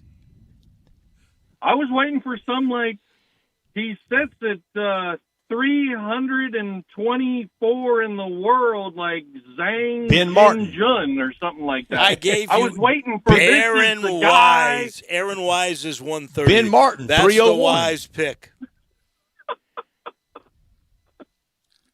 You know what? I'm going to take 128 and Charlie Three Sticks. He never wins, Charles but he Howell always III. cashes a check. Charlie who? Charlie Howell. Charles Howell III. Oh, Charlie Charles Three Howell. Wow. Yeah. Son of Thurston Howell III. How old is he now? He's got to be He is close a to rendezvous favorite. This pick is He just is. for Pat Donahue. Oh, Well, he is Charles Howell beloved at III. the How restaurant. he has got to be close to 50. He's got to be 45 or so, and he's won him, what, 40, 35, $40 million? Great That's- life. Man. He's Never done well for wins. himself. Well, you know what? He gets to go to Hey, if restaurants and never He's gets only 41. recognized. Really? He's only 41. If I can make $40 I- or $50 million and never win, Wow. I'm there. I thought for sure he was hang like on a David second. Gossett's age. I thought he was the same I want age to be as Pat Gossett. Perez. When I grew up, I want to be Pat Perez and have that great hairdo. Oh, I thought you were going to say you wanted to be Patrick Donahue so you could just eat Well, rendezvous all the time. I'd take being Pat Donahue right now. I'd trade with our friend right now. Yeah. All right, we got him. Way to go, John. Charles Hall III. So Drew's got Spieth and Siwoo Kim, and there's a real tarnish on this. There is a real asterisk. Controversy? Siwoo could win, Yeah. and I'll still lose. I still wouldn't be in first. DeChambeau and Jason Day for Brett, Mark Leishman and Ricky Fowler for me, Scotty Scheffler and Charles Three Stick. I never knew that one. Charles Hall III. Old Charlie Three Stick. For John. Is it possible at this late state for you to ever get weekend tee times at Timber Trust? Because I will tell you, golf is in the middle of a renaissance. Folks, if you want to go to a certain golf course, you better start making your arrangements on the weekend on Monday, because otherwise it's hard to get in, John. It's definitely challenging. We've been doing some work on the golf course this week, and so there, but there's still some times. We're looking forward to hosting the U.S. Kids event on Sunday afternoon, so that'll be a lot of fun having the kids out at the golf course again. Hosted the Sneds Tour a few weeks ago, and so, always trying to do our part to host junior golf and to really kind of encourage, the future of our game to get out and have a good place to be able to be, very welcoming and encourage them to get out and play more golf. So we'll look forward to the U.S. Kids event on Sunday, but, Saturday definitely has some availability. The weather's looking pretty good. It looks like we kind of get into, if the forecast kind of currently holds, next week looks a little sketchy for the majority of the week. So if you're going to get in some golf, the next few days, most definitely is the opportunity to be able to get some of that in. Of course, we've got our 2-man scramble tomorrow night that is always a popular event, 5:30 shotgun. You can call 662-895-3530 and sign up for that tomorrow night. We kind of filled up and then got that little rain push last week, so kind of thinned out just a shade. But with the weather being 70 and sunny tomorrow, look forward to a great event tomorrow night. But, plenty of opportunity to be able to get out. Still doing club fittings with TrackMan, still have the simulator time available for those who are just being able to get out. I tell you, the thing that has been great with the TrackMan, there's a game in there called Bullseye, and they've developed a Jurassic Park themed type area for the kids that is just an absolute blast. You hit basically 40 to 60-yard wedge shots in the beginner category, and you've got these dinosaurs walking around while you're playing and hitting little wedge shots into greens, and the kids just have an absolute blast with it. So an opportunity there to be able to book time as well during the weekend. So look forward to having everybody out. The golf course is definitely kind of taking shape. It'd be great to get a good stretch of growing weather in here with some warmer temperatures, but we look forward to the continuation of what's already started to be a good golf season. Thank you, John. We appreciate it. We'll see you sometime soon. You got it. Y'all take care. Have a good weekend. That is John Goins Thank you, John. from Timber Trust, our title sponsor for this hour of the programs. Homer Skelton Hyundai in Olive Branch. Also, that is where you pick up the Genesis luxury car, the best luxury car in the marketplace for the dollar. No questions asked. You get more of bells and whistles and technology and ride. A G70, a G80, a G90, they got them all. They are still trying to get more GV80s, that incredible SUV, and they've got one for you to test drive. And don't forget, coming up in September, the smaller SUV, the GV70, will be available. Genesis cars are growing, and they're so durable. Every new Genesis, same as Hyundai, you get a 10-year, 100,000-mile limited powertrain warranty, so they back their product for a long time. And then there's the service, and this is Chris True's baby. He's got Vinny Gerard over all of the Genesis cars now. Vinny Gerard has been around the marketplace for a long time in luxury cars. Nobody knows him better than Vinny. Go see him. Go see Chris. And know that every new car, Hyundai or Genesis, you're going to get service beyond compare, including a 3-year, 36,000-mile maintenance package on the house. That's the way they do it at Homer Skelton Hyundai and Genesis of Olive Branch. We'll take a look at some of the odds for the opening NFL football weekend. That comes your way in just a minute. Get happy with Sports 56 Happy Hour with Johnny Radio. Weekday afternoons from 1 to 3 on Sports 56, 98.5, and 96.1. Welcome to Triumph Auto Sales, where you'll have a great car buying experience. Triumph Auto Sales is your #1 source of quality pre-owned vehicles ranging from lease returns to new car trades, all at huge savings. Plus, Triumph has a full array of financing options to meet your needs. Find your next car online at triumphautosales.com or stop in today at 4875 Elmore Road. Triumph Auto Sales will help you get the vehicle you want at the price you need and the service you deserve. For a great car and a great experience from a local and family-owned business, visit Triumph Auto Sales. The truth is, before all this even started, people tended to social distance themselves from me when I was eating at Central Barbecue. Once I get elbow deep in some Central Barbecue ribs, it's always a good idea to keep your distance. And now that this is going on, Central Barbecue will always be practicing social distancing and counting on you to do the same. We all want to get back to normal, but right now, if we all want to enjoy some delicious Central Barbecue, we're also going to have to at least act like we care about each other. We're looking forward to seeing you at Central Barbecue. Just, stay about 6 full racks of ribs away.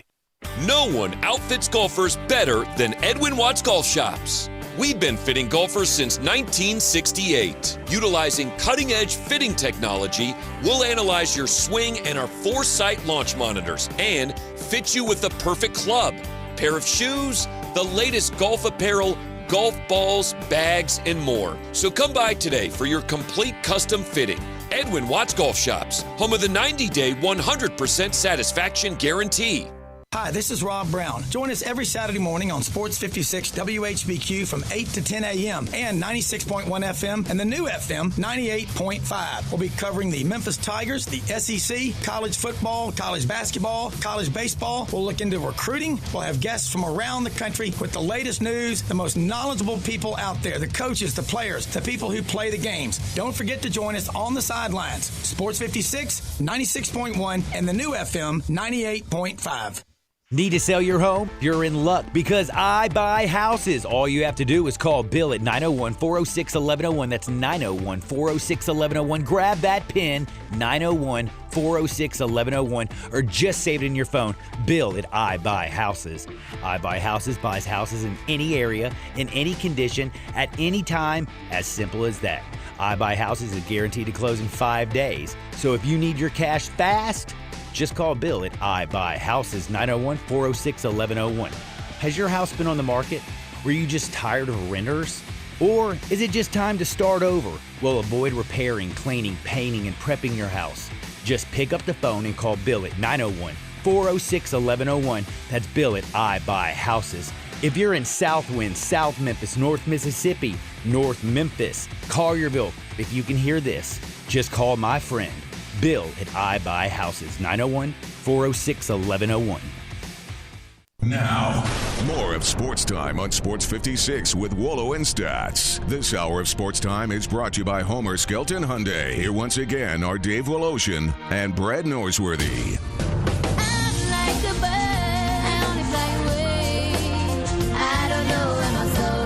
Cruising through halfway home on a just gorgeous Wednesday afternoon. Went to the AutoZone Park last week. I know, Brett, you were there too, and went and scouted where exactly outside of where the press box is, which is going to be changed a little bit.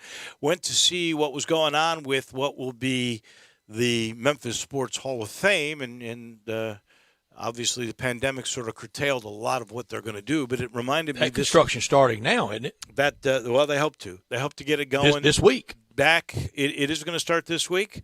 I think someone said Friday night that last weekend might have been the last weekend of that composition of the press box. Well, that would be outstanding, and it reminded me that this portion of the show is brought to you by the Memphis Tourism and Sports Council and all the great things they've done, including that Sports Hall of Fame and all the new baseball tournaments that are coming this year to Memphis. The soccer team that is coming to the area. You know, everything that involves filling up hotels and restaurants, including that gorgeous Renaissance Center. And I ran into Kevin Kane at the AutoZone Liberty Bowl kickoff, and he's so enthusiastic about people coming back, and they've got so many great plans, and they are a part of the show, a big part of the fabric of the show. We thank them for sure.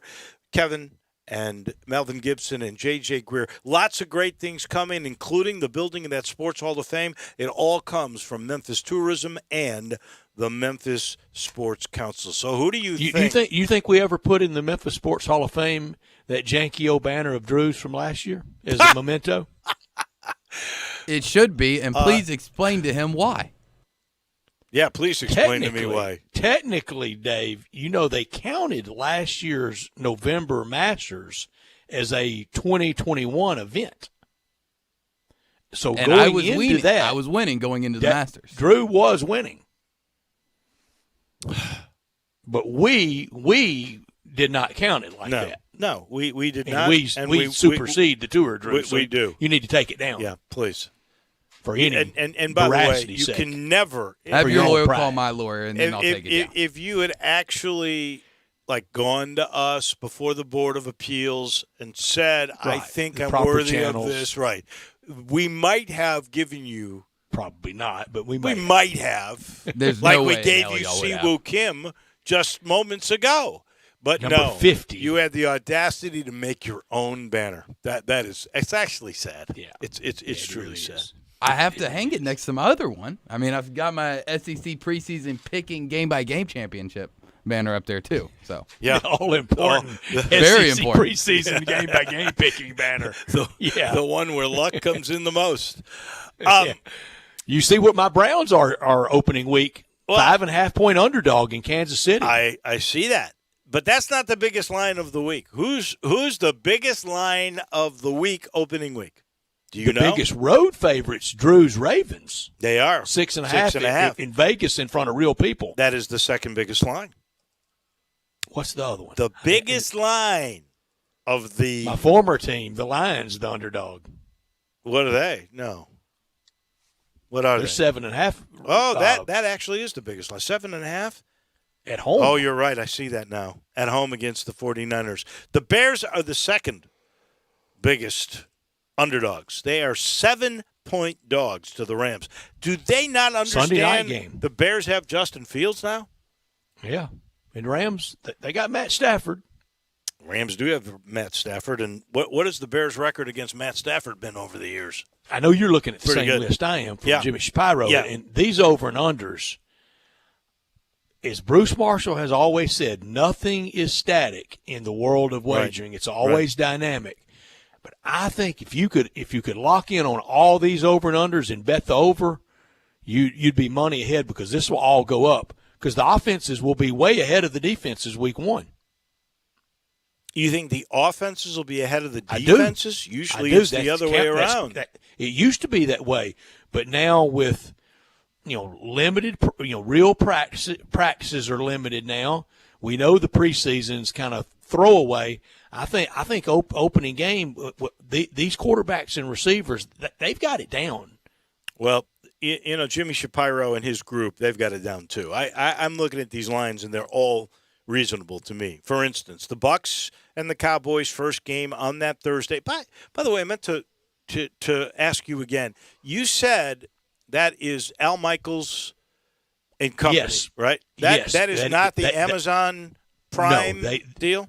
NBC gets that one and the Sunday night game, which that'll be Rams and Bears. Yeah. They get them both that week. Huh. Okay. And then it goes to Amazon. I see. And do we know the team, the announced team on that yet, on Amazon Prime? Have they announced that No, yet? I will imagine they'll roll that out with pretty big fanfare this summer. That'll be fun to watch. Anyway, Cowboys and Bucks, Tampa -6. That seems about right to me. The defending champions, and who knows how good Dallas will be. Who knows how good Dak Prescott's going to be, right? I just wonder, will it go off as that Thursday night? Injuries and whatever. Well, no, but you'll get a little taster from the preseason to see exactly what Prescott is like. If Prescott looks fantastic, the line might come down a little bit. I don't think a lot. When we but if he last looks saw like a Dak Prescott, disaster, it could go up. His foot was going the wrong direction. Oh yeah, it was Joe Theismann like ugly. It really was. Pittsburgh and Buffalo in Buffalo, and that is the Bills -6. That seems right to me. Oh yeah. But that's a good time of year for this. If you want to go to Buffalo, you want to go week 1. Oh yeah, no question. It's only nice. 30 degrees then. Oh no, it's nice then. I kid. It really is. I kid. The Jets in Carolina, Panthers -4. I think that's about you know what right. that is? That's Sam Darnold against his old team. Right. And that over-under is 43. I would agree with that. Go over on that. Jaguars and the Houston Texans. This is how bad Houston is. The Jacksonville Jaguars with a new coach, a new quarterback, and maybe a new tight end. And there's a whole set of prop bets on him from Jimmy Shapiro, too, on Tebow. Texans could have a new quarterback opening day.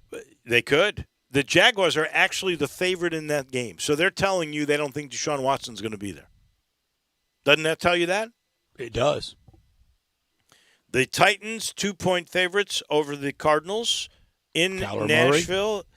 I think the Titans should be bigger than that. I do too. I'd definitely take the Titans in that at this moment. The Chargers and the Washington football team. Chargers 1-point favorites in Washington. That seems a playoff team. That last seems year. yeah. Played the Bucs playoff well. Team under 500. Come on. Yeah. That's about right. I mean, that's pretty well a toss-up game. Philly and Atlanta -3.5. Jalen Hurts against Matt Ryan. Jalen Hurts back to the scene of where he had some big-time college success. Are you convinced no, I'm not. on Jalen Hurts? I am not either. And I would definitely go with the Falcons at home -3.5. I'm convinced he's a great competitor. I'm convinced he's a great team guy. I'm not convinced he's a great NFL quarterback.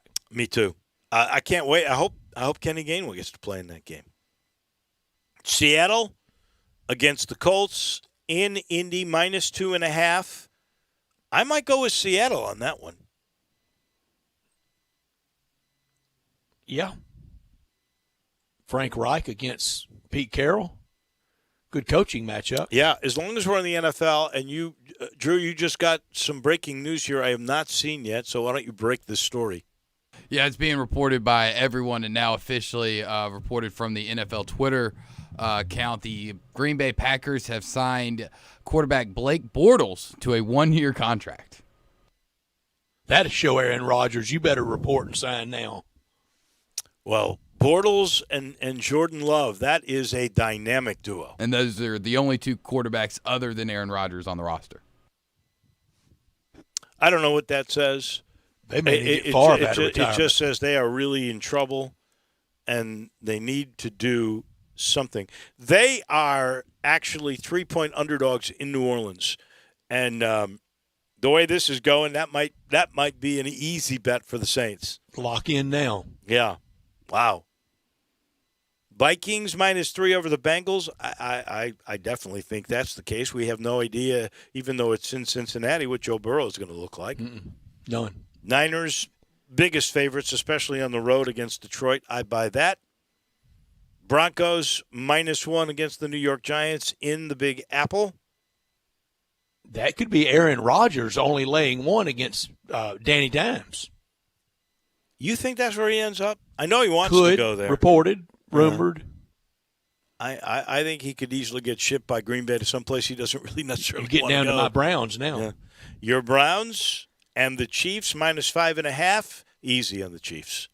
Oh, no. Browns straight up upset opening week. Little side, should have beat them in the playoffs. Side bet lunch on that? No. Okay. Boy, you were quick down that one. Dolphins and New England, the Patriots -1.5. That's about right. And then we told you the Bears and the Rams, and I would don't side know bet which way lunch to on go. that? No. You want to take your Bears now No. plus the 7.5? No. Oh, 7? You're going to give me an extra half? I might we do don't, that. We don't push. You know we don't push. Oh, yeah, I around might have here. to do that. Let me see preseason before I bet you on that one. Drew's Ravens on Monday Night Football. Oh, that's only minus one 6.5 Monday night game in Vegas. Will they have people there? Oh yeah, they're already announced real full. Wow, we're going to. Everybody's going to. I would definitely take the Ravens in that. Much as I like John Gruden, I don't think he has quite put it all together. Hasn't looked very happy either. No, he sure has not. Those are the Shapiro opening games. We'll get all the other games in a little bit. What did he say? At 6:45, teams could start putting it out themselves on their own websites. I saw Jimmy Johnson on TV this morning at 5:30 giving out Fox schedule. Was he really? Well, yeah, man. I'm glad to see he's still involved because wasn't he off a bunch last year? Yeah, he was really careful because he had some health issues, and Jimmy Johnson's 77, 78. Is he really? Yeah. He's got to be one of the healthiest looking 77. Well, let's see here. I'm gonna try to do long math. He was He was 22 and 64 playing college football for the Razorbacks. He was 22 and 64, so that's 36. Sounds like 56. a Jackson Brown song. That's doesn't it? 57. 57 years plus how much would you say? 22. It was 22? There you go. Wow. I said 57, right? That would be 57 and 22. That's 79. 79. Oh, my gosh. For Jimmy Johnson. Does Jimmy Jerry Johnson Jones not age. look incredible for 79? The Sun's done him right. Man, no doubt. No doubt about that. This portion of our show is brought to you by Miramichi. I played there on Monday in a Tiger Sports function, and let me tell you, it's so pretty. It is so pretty. And anybody who's ever been out there will attest that I'm not making it up. That patio, which they've redone, is the prettiest view. It looks over 18 and 9. It looks over lakes with fountains. It looks over trees. It looks toward the sky. It's gorgeous. And they've got revamped bathrooms, a totally full service bar with televisions on weekends starting on Friday. They're going to have music with DJs or bands. You don't even have to play golf. You can drive straight up there to enjoy that. You will love it. And then there is the golf, 330 acres of beauty. And I'm not lying when I say it. It's as pretty as anything out there. And 7,400 yards of championship level golf. I play it at about 63 or 6,400. Golf Week says one of the 2020 best golf courses in the state of Tennessee that you can play.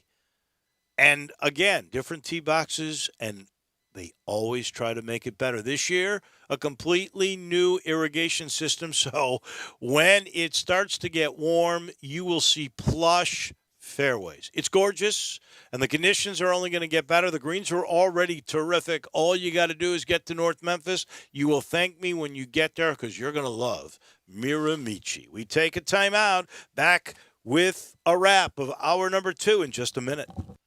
Same great shows. We welcome you back to Sports 56 Middays. What's up? It's Sports 56 Happy Hour. A new spot on the FM dial. Check out Sports 56 on our new FM home at 98.5. Is your wife asking you to stop eating junk food? Well, we have you covered at Humdinger's. It's quick and it's healthy, and most important, it tastes amazing. With many choices from salmon salad to rainbow trout and grilled asparagus. Come visit us for lunch at Humdinger's, 6300 Poplar Avenue. So good, Coach Penny eats with us weekly. Don't forget, Humdinger's offers full-service catering for weddings, social events, or your corporate lunches. You can call 901-260-8292 to find out more. As physicians, we know that what we do now will affect the future for us all. The COVID-19 vaccine is now available. It's safe and very effective, and it's a great defense against coronavirus. But we still need to continue to mask up, socially distance, and get tested. Getting vaccinated will help us all get back to some semblance of normalcy. Let's get vaccinated and tell your friends and family to do the same. Memphis and Shelby County, get vaccinated. It's our best shot. Hewlett & Dunn Boot and Clothing Company, we have it all. From handmade Amish leather belts, fine and casual clothing, boots, casual boots, work boots, fancy boots, and even safety-toed boots. Lots of cowboy hats to choose from, even Nebo lights, Orco hard coolers, good-looking duckhead dress shirts, duckhead caps, shorts, and pants. Tons of jeans from Ariat, Wrangler, Devil Dog, and Kimes Ranch jeans. At Hewlett & Dunn, we have a great selection of Old South t-shirts and caps, fine clothing from dress to casual to Sunday best. Enjoy choosing from UFO's orthopedic-approved shoes. Hewlett & Dunn Boot and Clothing Company. Boots of every size, every color, every skin. Safety toes, shoes, and great quality hiking boots. Hewlett & Dunn Boots and Clothing Company. 111 North Center Street, Collierville. Hewlett & Dunn.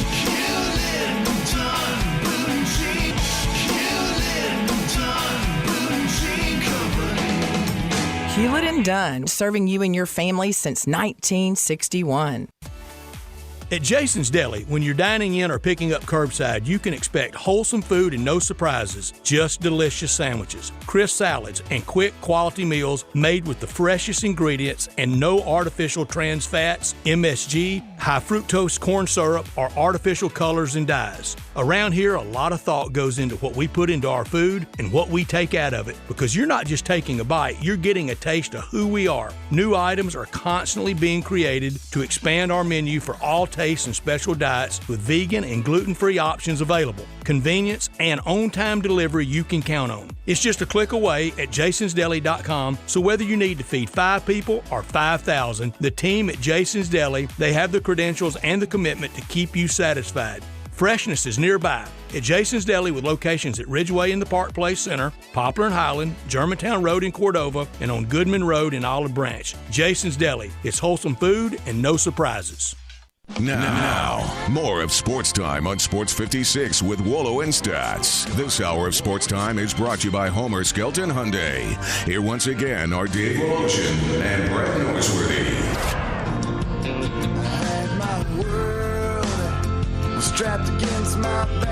Last week, we talked about this particular fella, so it's a little hint to you, Brett. But if I said to you, what Tiger has played in the 4th most games in a Memphis Tiger uniform, who would you think that is? And I'll give you a hint. He's also 7th in the history of the school in career three-pointers made. Joe Jackson? Nope. I will tell you, as a guy who's been watching since 1981 closely, and really closely the last 30, since 86, I would not have guessed this. But I gave you a big hint because we talked about him last week. And I'll tell you, you like him. 4th in games played, 7th in threes made. Rodney Carney? Nope. Carney's made more threes than that. Yeah. I give. Willie Kemp. In the news, I should have guessed that. Can you seriously though? And the only reason I know is because he's in Willie the news. Kemp had Willie Kemp games. I mean, without him, they would not have won. There were a few that way, no question. And of course, he played in the 2008 championship season, or could have been championship season. But I would never have said 4th in games. I did know that team, because they played more games than everybody else. They would, that year they played 40 games. So they played a lot of games. That Dorsey may be Anderson. the most games played, and Anderson the most games played. There's 3 or 4 of them that are tied for the most games played. CDR would not be in there because he left after his Rob junior year. Dozier. Rob Dozier could be in there. He probably is. But and Kemp was with that group. But I would not have thought Willie had played the 4th most. I wonder how many games Andre Allen played in. We know some he didn't play in, but I wonder how many he played in. Then that really hurt. It did. He would be up there with Willie, I would have to think. We can look that up in the break. But Kemp, 147 and 162 threes made. That was... that A&M game, probably don't win that game without Willie Kemp. Yeah. I'm excited about him. You realize he played 9 years overseas? I didn't. But quality addition, and I like seeing the loyalty to former Tigers. Yeah. Well, I think more and more as I view what Penny is trying to do, and I haven't really talked to Penny one-on-one about the Tiger this. family. I think he does. I think he wants the Tiger family, and I think he wants it to be the Memphis family. I think he is really interested in Memphis guys. He's a little like Dana Kirk. He wants the What did Danny used to call that? The Inside out. Inside out, where gas tank and tank of gas recruiting. Shelby County first, and then after that he'd go out. And a little bit Crittenden County with Keith Lee and West Memphis. Well, that was pretty good. And what about Bobby Parks from? At LaGrange. LaGrange, yeah. And at the time, Otis Jackson was signed by Wayne Yates, but Arlington was way out there then. Yeah, Bolivar was way out there. I remember. Otis was from Arlington, wasn't he? No, I thought it was Bolivar. I'm almost certain. No, it's Bolivar. I thought Bolivar was the Tennessee guys.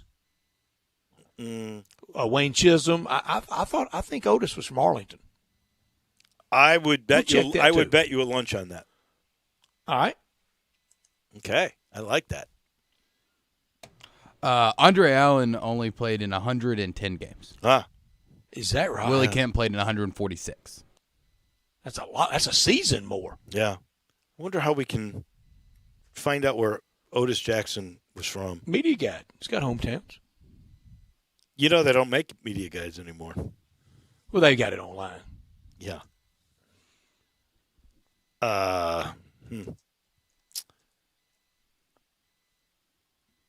Otis Jackson is from Arlington, Tennessee. Oh no! Seriously? W. He went to Bolivar. In the book. He went to Bolivar High School, though. I promise. How could he go to Bolivar I don't if think he's so. from? If he's from what high school Arlington. did he go to? I don't know. I am almost Arlington. certain he went to Bolivar High School. That's why I said it. No. Here it just says hometown in the media guide from 2 years ago. Oh gosh. I'll double or nothing. He didn't go to Bolivar High from Arlington. Well, now you have. There's doubt that's creeped into my mind.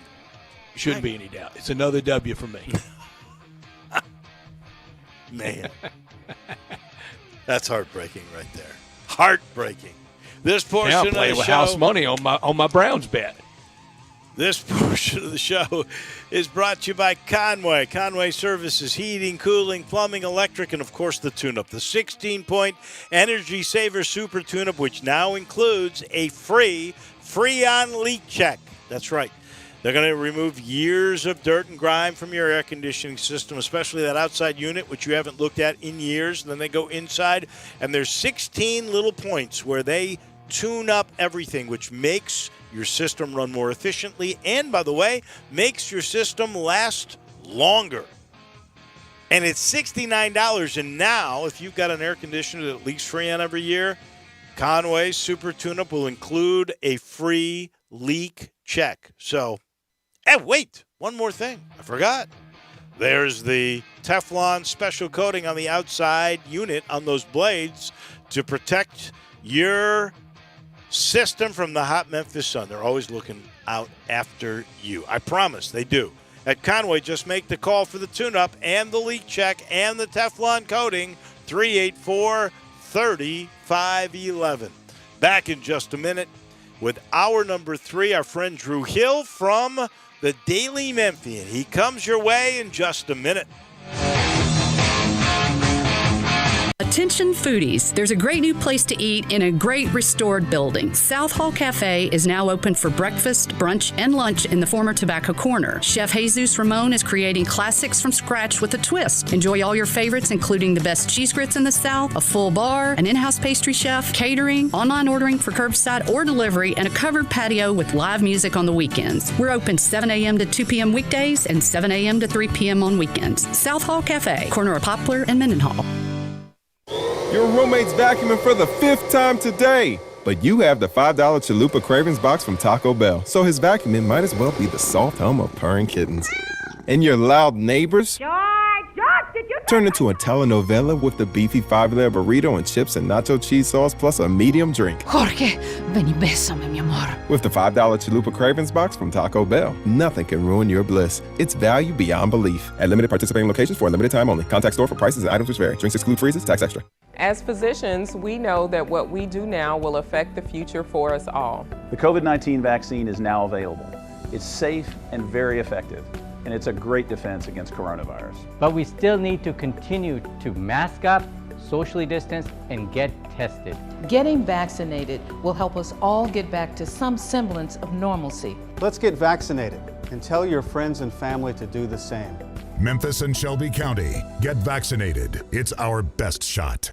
First Bank is here to help you, whether you're a business looking for a loan to expand or refinance an existing one, a homeowner looking for a mortgage or home equity line, a consumer wanting to finance your dream car, or wanting a competitive rate on your CD deposits. Let First Bank try to handle your banking needs. Stop into one of First Bank's 3 local branches today. 6482 Poplar Avenue, just east of International Paper, 8398 Highway 64 across from Wolf Chase, and 6280 Highway 64 in Oakland. Or check them out online at firstbankonline.com. Member FDIC, Equal Housing Lender. I know the sweetest thing in Memphis, and I know it's been around for 115 years. You know, I'm talking about Dinstall's, and it's time to stock up heavy on Cashew Crunch, Heavenly Crunch, Turtlettes, all of your favorite Dinstall's treats. So easy to get. The sweetest thing in Memphis, all you have to do is head to Laurelwood or head to Germantown and Poplar right across from the hospital, or go where they make the candies. That's on Pleasant View. There's nothing that says Memphis better than Cashew Crunch with that little tinge of coconut, or the Turtlettes. Let's face it, there's nothing better than Dinstall's chocolate. That's the mainstay of all candies, isn't it? Milk chocolate, although their dark chocolate is pretty darn good. And if you get the peppermint with the dark chocolate and put it in the freezer, you're going to love it. So many ways to love Dinstall's. Stock up heavy on all of your favorite Dinstall's treats. 115 years of making Memphis oh so sweet. We are Sports 56 WHBQ Memphis, W253DF Memphis, and WIVG Tunica Memphis. Flynn Broadcasting Stations. Welcome back to Sportstime on Sports 56 with Wallo and Stats. This hour of Sportstime is brought to you by DeSoto Auto Sales. Here once again are Dave Woloshin and Brett Norsworthy. Final hour on this Wednesday. Drew Hill from the Daily Memphian on all things Grizzlies. Playoff bound, or at least play-in bound, Memphis Grizzlies, after I tell you about the title sponsor of this hour, and that's our friends on Goodman Road at DeSoto Auto Sales. 5704 Goodman Road, online at DeSotoAutoSales.com. Very proud to serve DeSoto County and the surrounding area. All the cars test-driven, all checked out bumper to bumper. A thorough examination of every car. Unlimited inventory, every make, every model. If it's not on the lot at DeSoto Auto Sales, DeSoto Auto Sales will go find the car you want just for you. You walk in DeSoto Auto Sales and you're treated like family by kind, courteous employees, laid-back atmosphere, no high-pressure sales. They care about your time. They know we live in a world today that time really matters, and they want you to enjoy the ultimate car experience. Find the car you want, test drive that car, credit approved, paperwork completed, all wrapped up in 45 minutes or less, in time to do it over your lunch hour or right now, immediately after work at DeSoto Auto Sales. They keep it simple, and they have had the great response. Look at those responses. Look at those testimonials online at DeSotoAutoSales.com. 662-890-7184.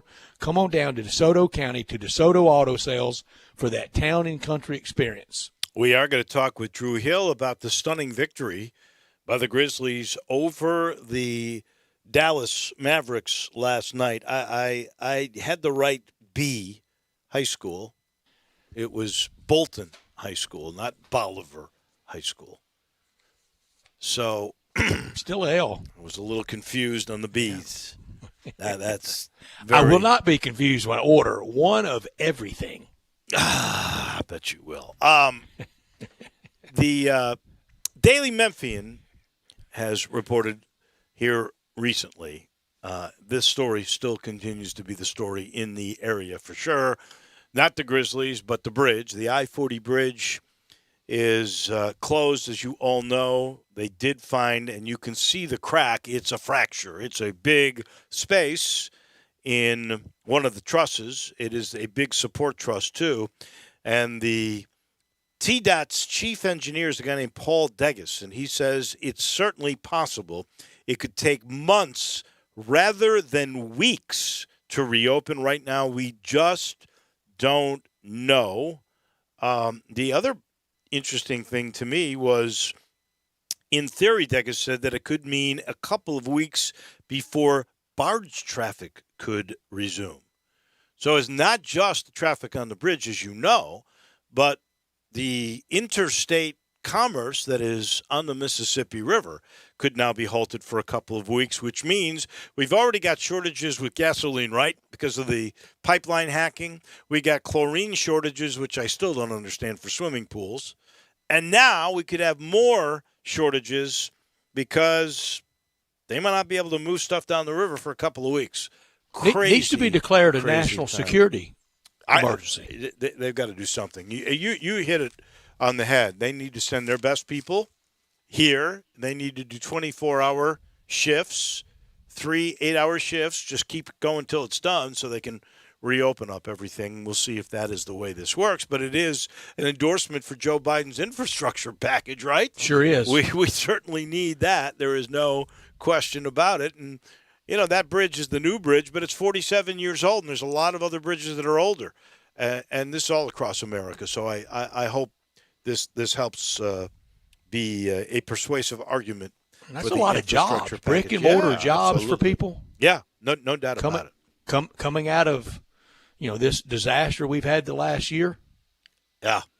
In the meantime, back to sports. And last night, without JV, without Triple J, the Grizzlies are 2-point underdogs. They can't beat Luka Doncic. They haven't beaten them yet until last night, even without those stars. Now, Porzingis didn't play for the Mavericks, but it was the Grizz right after the first quarter. Here's something interesting. When the Mavericks lead at the end of the first quarter, they are 25-0. That is unbelievable. And they were leading with, they were leading by, I want to say 3 or 4 in the final minute, and Ja hit a couple of threes to give them the lead, and we should have known right then and there, Drew Hill, they were going to win the game. I mean, that was pretty stunning with the way they dominated right after those 2 big threes by Ja. Drew, I can't figure this team out. Yeah, they're difficult to figure out. It's been an up and down sort of season. It's really been an up and down couple of weeks because it felt like they were in a funk. Even when they were winning, like the win over Toronto wasn't particularly impressive. The win over New Orleans wasn't super impressive. But last night was just a butt kicking for most of the game. Yeah. Win of the year. You would hope that, and I think it really is as simple as this. Is you can say they're in a funk or that they're in a groove or whatever, but the truth is that these are just basketball teams are the same way like people go through ups and downs in their lives, and some days you're feeling great and some days you're not. Like there's not really an explanation for it other than it's just variability, period. Like sometimes they're going to play good and sometimes they're going to go through stretches where they play bad. And we make up all these excuses and talk about, Jaren off of the bench or, Justice Winslow playing backup point guard. And it might be really as simple as just sometimes you don't play well and sometimes you do. And this is still a young team that's searching for some more consistency. And right now they're just a team that's capable of playing really good and beating the Mavericks by close to 30. And they're a team that's also capable of losing to the Pistons on the road. Especially in this year of crazy years. Drew, I asked this somewhat rhetorically yesterday because it's hard to gauge with limited crowds, almost no crowds. And, Twitter is never the great manifestation of anything, good or bad. Do you think this team is loved, liked? What's the level of fandom around here as you gauge it about this 2021 into the playoffs Grizzlies year? I think it's growing. I think the fandom is still growing. Like obviously without having the playoff runs and everything, I don't know if the roots are quite as deep as they were, back at the peak of the grit and grind era, obviously. They still have a ways to go before they reach that level. And I also think that just the grind of the season, trust me, coming from a beat writer who has to work pretty much every game, like the fact that there's a game every single day, it feels like it's kind of taken a little bit of the appeal away from some of these games because every single night it feels like the Grizzlies are playing basketball. So it's almost like baseball season to a degree where, you don't watch every single, even the biggest fans of their teams may not even watch all 162 games. you're just going to watch most of them if you're a huge fan. It almost feels like that. Like just the fact that there's been so many games crammed into such a short period of time, I think that kind of takes away from it a little bit too. But I think it's growing. I mean, once Ja Morant takes the leap at going from a player who puts on these superstar performances to being a true superstar night in and night out, I think that's when you sort of see the fan base kind of grow and the attention to this team sort of grow. Is he their MVP, or is there somebody else this year that has gotten them to 3 games over 500? I still think he's the guy that makes them go. I think if you're going to give it to anybody else, you got to give it to Jonas Valanciunas, right? I mean, he's just been so consistent, and it doesn't, like, even without Jaren Jackson Jr., you would expect the team would probably take a step back, and they haven't. He's covered every rebounding hole. He put together that super long streak of double-doubles. I mean, he's been terrific, but in the end, it's still Ja Morant that makes this team go. And I think you saw that last night because he came out with a little bit more zip. I think when Ja's playing a little bit more free and he's just trying crazy stuff and he's trying to make the highlight plays, he actually plays better because he plays more confident that way. And I still think in the end, having him on the floor, and obviously Jonas didn't play last night, so I mean, this kind of shows it too. He is the guy that makes the Grizzlies go or not go. And even games when he's not scoring, if he's involved, the Grizzlies usually play well. So, and when he's not, those are the sort of games where you shake your head and you go, well, Josh still got a little bit ways to go before he's that true superstar who can give it to you every single night. But in the end, yeah, I think he's still the MVP of this team. Where would you put Dillon Brooks? And I think last night is a good illustration. Brooks is the second leading scorer behind Ja. But Brooks takes on the best offensive wing player that the opposition has, and look what he did to Luka last night.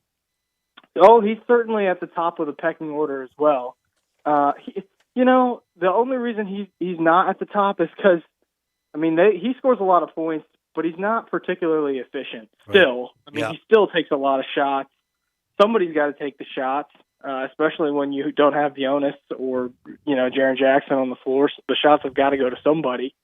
What I like about Dillon is he has that I don't care attitude to a degree. Like he's unbothered by the criticism, or if he misses a few shots, it's not going to get Dillon Brooks down. He's just going to keep shooting it. I love that. I love the energy that he brings. He's the guy that's dancing in the circle before every game. He's the loudest guy on the floor. It was funny before the season started. And it was so quiet in the arena without the fans. We were kind of taking bets on Media Row on who we would hear the first F-bomb from, like that you could hear up from the media. And Dillon Brooks was the favorite, and of course, Dillon Brooks was the first one we heard with the F-bomb from upstairs in the arena, which was hilarious. I just love his energy and his attitude, and I know he's been a bit of a polarizing player in the past couple of years, but he's getting better. You can see that he's getting smarter. He still takes a lot of shots. He still takes some shots where you're like, "What are you doing, man? Right. Pass the ball." But he's dialed it back a little bit, and he's becoming a really efficient player, and he is their energy guy, so he's really important too.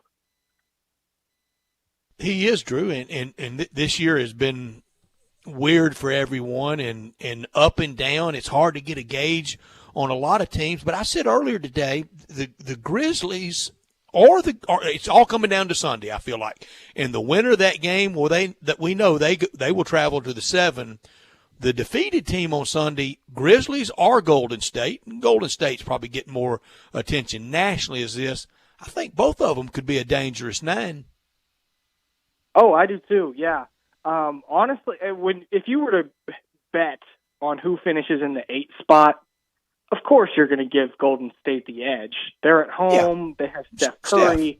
I said today on our podcast with Chris Harrington, I said I think if I were handicapping this, I would probably go 60-40 Warriors and maybe 55-45 Warriors with the edge over the Grizzlies. But the Grizzlies are a team where if they shoot the ball well from 3, and that's not a given because they've been pretty up and down from 3-point range. But they've shown you if they pass it well and they shoot the ball well from three, they also have a guy like Ja Morant who's played really well in these scenarios. He played in the play-in game last year, the first one ever. He's the all-time leading scorer in play-in history with one game, 35 points. Like, they have plenty of weapons. They've got the guys to win it, go out and win a game. And none of those teams, the Lakers, Portland, or Dallas, have proved unbeatable for the Grizzlies this year.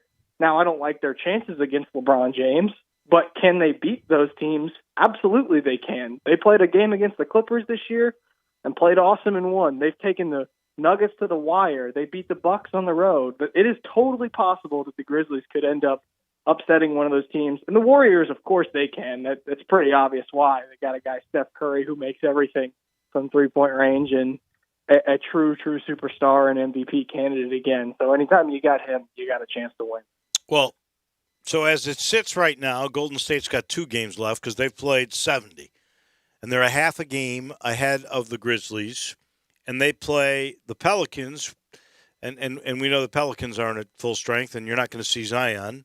And then they play the Grizz. The Grizz have to beat the Kings twice, and they get them back-to-back at home, and then they go to Golden State. So the odds are the winner of that game on Sunday in San Francisco will end up being the 8. I mean, does it even matter, really?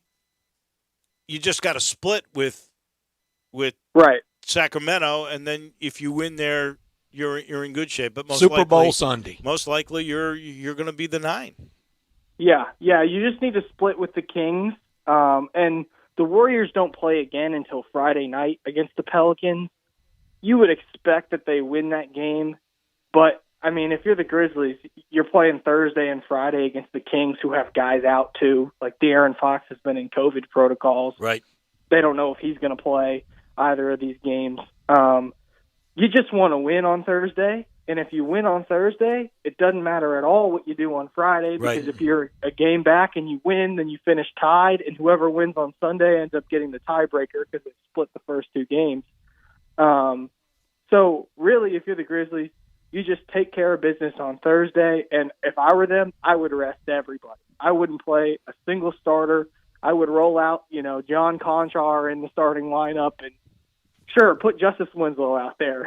get a full game of Justice Winslow and see there what he looks like on Friday if you win. That's the way you got to do it, and that's the way they will do it. This is the reason why they decided to rest Jaren on the second game of the back-to-backs, which they had previously been resting him on the first game and letting him play the second game. I think that was strategic because they would have a guy with fresh legs while everybody else was sort of tired on the second end of the back-to-backs. But this way, it made more sense to play him in the first game because that second game against Sacramento means absolutely nothing if you win on Thursday night. Absolutely. This is pretty fun, this dynamic of this play-in process.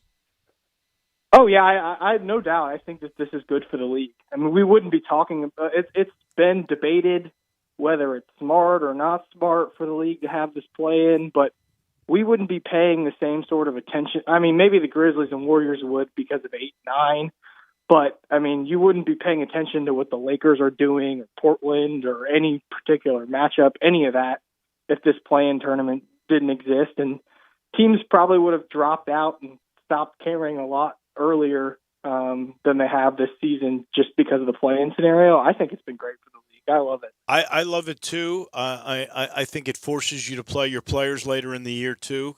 There's more meaningful games. But the negative will come if a superstar loses in a 1 or 2 game series and is out of the playoffs because they're 7 or 8. And that could happen. That could happen with the Lakers, right? That could happen with the Lakers, and so there's going to be the conspiracy theorists. Well, the argument will be that's why we can't do this, and I hope that does not become the winning argument because I think this actually helps your end of regular season and has games of interest. You mentioned Justice Winslow. What will the front office do with Justice Winslow?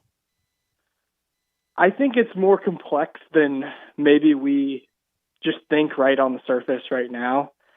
And this is a point that Chris Harrington, who's my colleague, has made several times. So I'm not trying to just steal what he says, but it's the truth. The front office is going to have a lot to think about because they're going to have an idea of what they might be able to do with the money, with the $13 million, if they decide to decline the team option for him and let him go. And the question is, if you can do something with that $13 million and it's going to be worthwhile to just decline it and figure out what your other options are, then great. But if you don't have any other options, if you're not attracting free agents, if the guys aren't out there and available that you like to pick up and sign anyway to spend that money, then what's the use, you know? And I think the other option is potentially you could decline the team option. This is the third option that not many people have talked about. You could decline the team option, not pay him the $13 million, and re-sign him to a different deal that might make more sense for you and more sense for him. Although right now, it doesn't seem like, I guess, the sort of bond between him and the Grizzlies has really worked out the way everybody envisioned it to. But I think if you're deciding, so it's going to be complex. It's harder to decide right now because you just don't really know what your options are, and the Grizzlies will have better insight later on.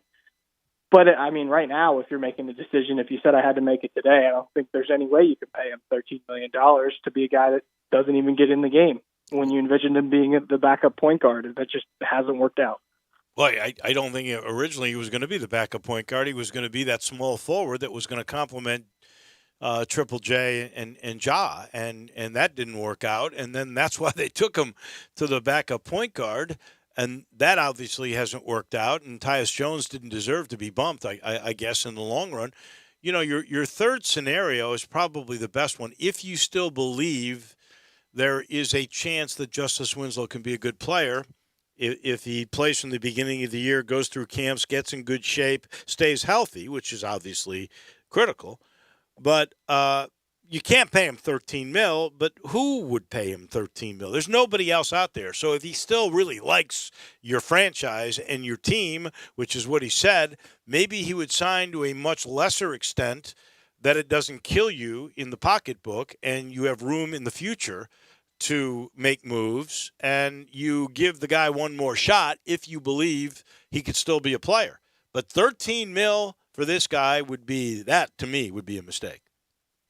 Yeah, it's too much money for a guy that doesn't get in the games right now. And the difference is he can't shoot. He hasn't made 3-point shots. He has not played well offensively. And if you want to be able to space the floor for Ja Morant, you got to have shooting around him. And Justice Winslow just hasn't really provided that. Drew, his basic basketball skills have not been sharp. His handle, his shot, the movement, okay, that might be injury, but nothing's been sharp.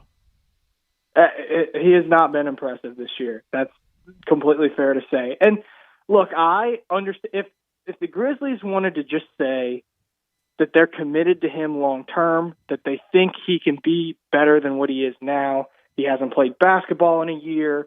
They still believe in his potential, and that's the reason why they still want to see him out on the floor. I think people would accept that to a degree. I mean, you're still trying to get in the playoffs at this point, but it'd be a lot easier to accept that. But for a guy that just hasn't been able to stay on the court and hasn't really done much offensively and defensively isn't very much of an upgrade over Kyle Anderson, there's just no reason to pay him that money. I just don't see at this point how you can pick up that team option. But who knows? I mean, maybe they get to a point later on in the offseason where they don't think they have any other better options and they decide to pick it up. But for right now, I think everybody would kind of hope that there is better options that can help the team out a little bit more down the road. Any other things you see this front office doing in the offseason here to better this team? Because if you look at it, they're a team that could have been as good as 6 this year, but certainly not any better than that. And I don't know what they need to do in the tough Western Conference to get better than 6. Sure, I would be surprised if they don't try to consolidate here a little bit. You have a lot of good players. You have too many almost at this point. Like, you haven't been able to get a consistent rotation with the right amount of guys, and it's almost like you're deciding who's going to play on a night-to-night basis and trying to figure that out mid-game.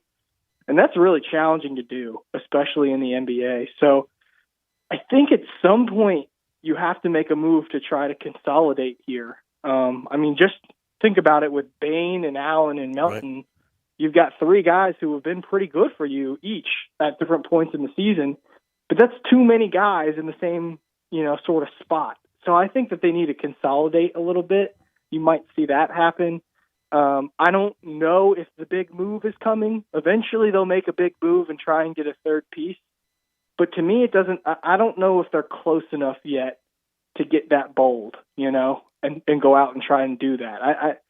I feel like you have to be a little bit closer to where you feel like, okay, if we add one more piece, then we got a real chance to get through the West and get to the finals. And then it doesn't really feel like they're at that point yet. So I think you're still in the asset building phase and trying to get better and grow as a young team. Your two best players are still 21 years old, so you got some time here. Eventually that big move will come. I don't know if it's going to be this off season though. No.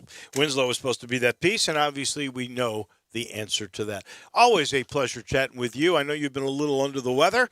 Thank you, Drew. Because of a second COVID shot, but I know you got to be feeling better now, and we wish you only the best.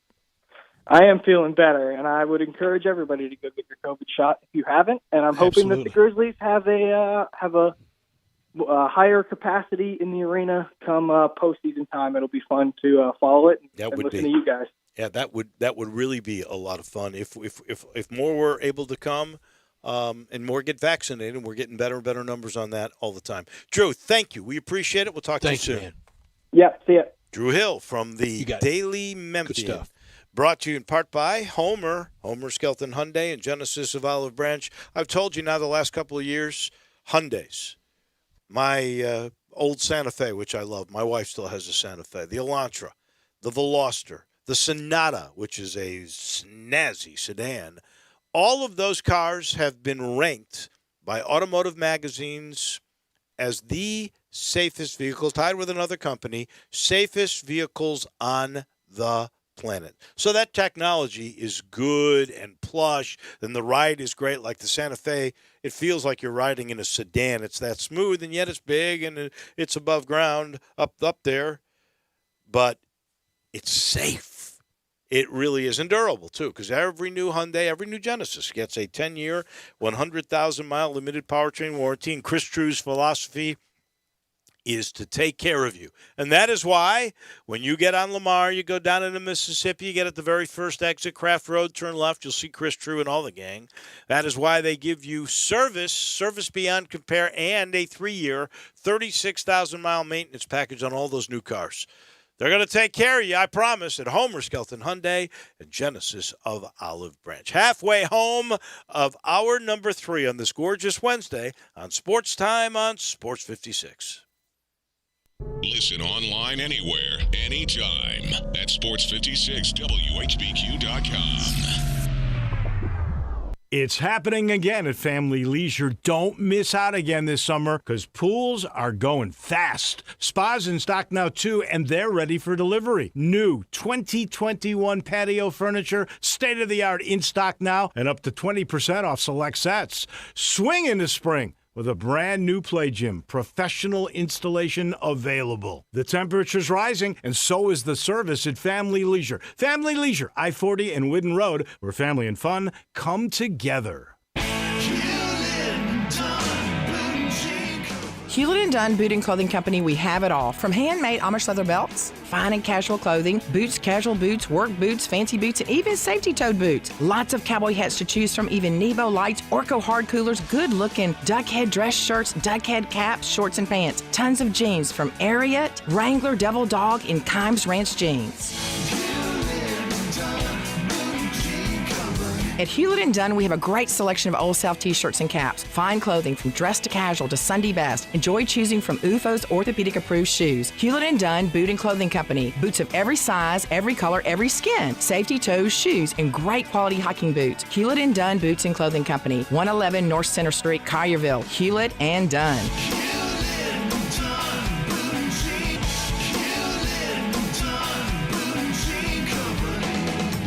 Hewlett & Dunn, serving you and your family since 1961. Looking for some action?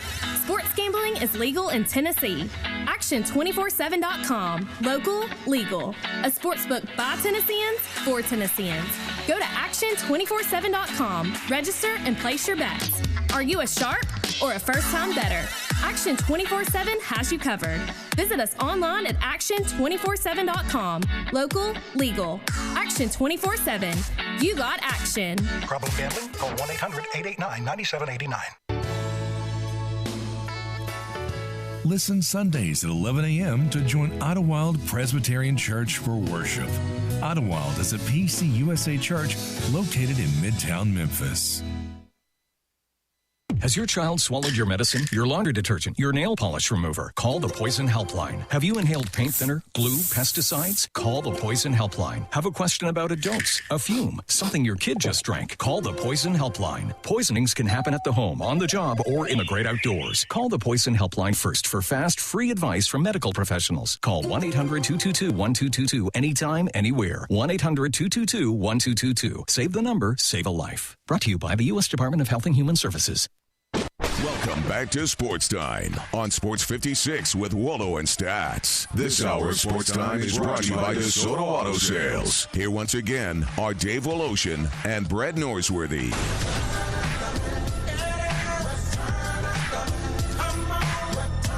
Welcome back in. Cruising toward dinner on this Wednesday night. There was a story we may be seeing more of. With historically black colleges becoming more popular, and a story today about a son committing to his father. I'm not talking about T.J. Madlock going with Tony to South Carolina State. I'm talking about five-star recruit Patrick Baldwin committing to Milwaukee to play for his dad. He was, by the way, the number 4 recruit in this year's class. He is in some of the mocks, like the ESPN 22 NBA mock draft, he is number 8 on the board. That's how good a player he is. Not as surprising as a player signing last year with Howard. Right. I don't know that I would describe Milwaukee as historical black college or university. Oh, no. It's a Horizon League. It's more along the lines of Butler making a Final Four, of George Mason making VCU. headway, VCU. Mm-hmm. That kind of school. And he, in fact, mentioned Butler, I believe, when he was making the statement that that's what he wanted to do for his dad and for Milwaukee. And he could have gone anywhere. I think Bruce Pearl, did he get him to a Sweet 16 at Milwaukee? At Milwaukee, he might have. Yeah, I think he did. I know he got an NCAA tournament win. Oh, yeah. That got a lot of attention for him. And at that time, they were still the University of Wisconsin at Milwaukee. Now it's just the University of Milwaukee. Right. And I know we mentioned the Tigers on the list of a couple of players in the portal. One of them, to me, makes sense. The young man from Syracuse, who Guerrier, who's big, 6'7", 220, 13, almost 14 points, 8.5 rebounds. That's a guy that I believe Jeff Gooden said was one of the best guys in the portal. It is a trending where we are seeing more diversity maybe of big name players either going not to school or going to other than Kentucky and Duke. Yeah, you could see that, and I think that's refreshing and fine. And we got a new landscape in college basketball for sure. And I don't know if it will hit college football, but yeah, I think Bruce Pearl went to the Sweet 16. Yeah. At Milwaukee, and that got him the UT job, and the rest is history. Only the NFL, Dave, can have a night like tonight. We've known these opponents. Oh, I know. Not the dates, but we've known I know the opponents for next year for 2022. Of course, I don't know dates, and they keep open where you finish for, and they rotate those years. Like for next year, the Chicago Bears, I have them in front of me now. 2022. The only thing not in doubt on who they will play next year will be where they finish in the NFC North. They will play the NFC West commensurate finisher. If they finish 4, they'll play 4. If they finish 1, they'll play 1. Same thing away next year. They'll play the NFC South. And I don't see the 17th game, but the 16 games. I mean, next year, at home, the Bears are going to play Lions, Packers, Vikings, Eagles, Bills, Dolphins, and Washington. How do they figure out that 17th game and where it goes? I think that's been on the fly. I think that you're was gonna new to the schedule maker. You're going to rotate a ninth home game every other year? Well, you're going to have to. Yeah, it's got to be every other year, right? I mean, that's the only. And fair way I to do it. think the international games, ideally, I think they will want probably more in London, back to Mexico City. They want a Canadian game somewhere, and explain even to talking me about a game in Germany. Explain to me why. I guess they're trying to grow the game globally. Is that the idea? I do not get, unless you're really going to have a team in London that you think would be a European team. And that you would partner with someone. And, that's a hard – we don't have those supersonic flights anymore that it took – it used to take like 4 hours or something like that from to fly JFK. from New York to London, right? Mm-hmm. Where it broke all the sound barriers everywhere along the line. That is over the ocean mainly, so it was okay. But I remember they stopped that. What was the name of that plane? It was a type of plane. I can see it. I can't remember I can the see name. it too. I can see the nose. Somebody text us on the First Bank text line at 901-360-8255. The answer to why, Dave, is it's just crazy more. To me. Why not? Because they can. And did you see somebody tweeted that inside info that Roger Goodell and a group of golfing buddies? Have you heard this? No. That after he gets through tonight, he will then enter kind of the slowest period for him in the year. Right. But one day next week, they're going to play, what's the great golf course in New Jersey? Pine Valley? Yes. They're going to play in one day, Pine Valley. That's going to be like a 5:30 Eastern tee-off time. Fly private.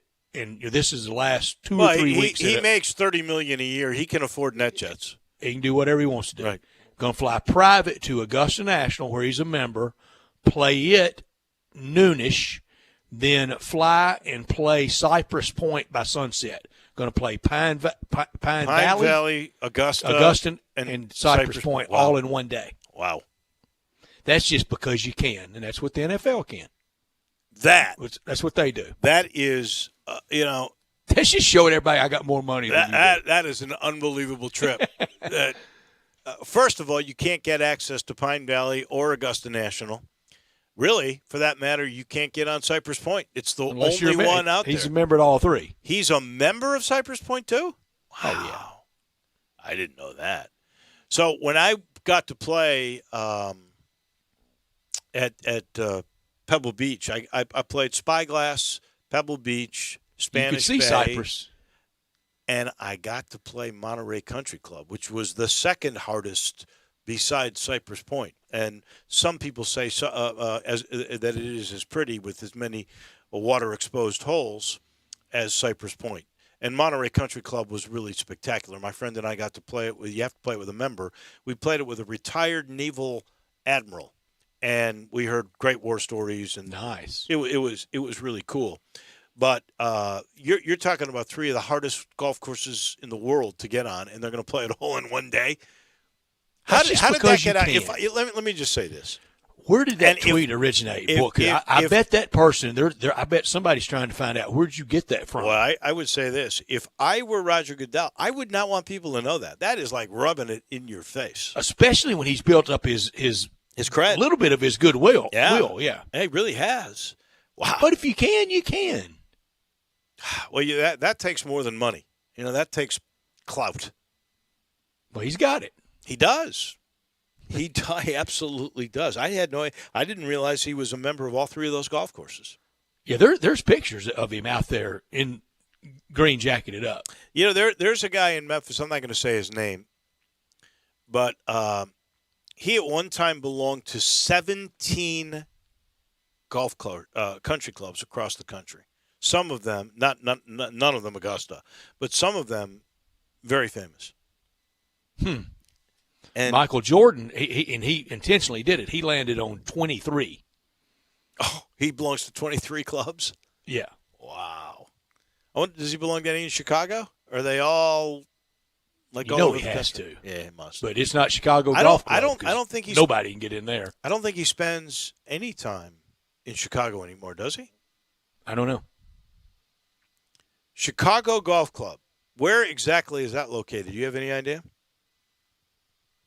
I do not, but it's impossible to get in and impossible. It's they only have 125 members. It's got to be a northern suburb. Can't be in the city. I would know that one. Interesting. Chicago Golf Club. I'm going to have to look that up. It's in Wheaton, Illinois. Oh, it's in Wheaton. Okay. Yes, now I know. Now, I think at one time From Wrigley, where's Wheaton? Name. West. I got you.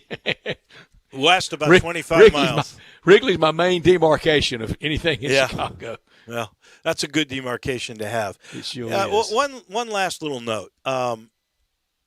Serena Williams lost yesterday or it might have been early this morning, in the second round of the Italian Open.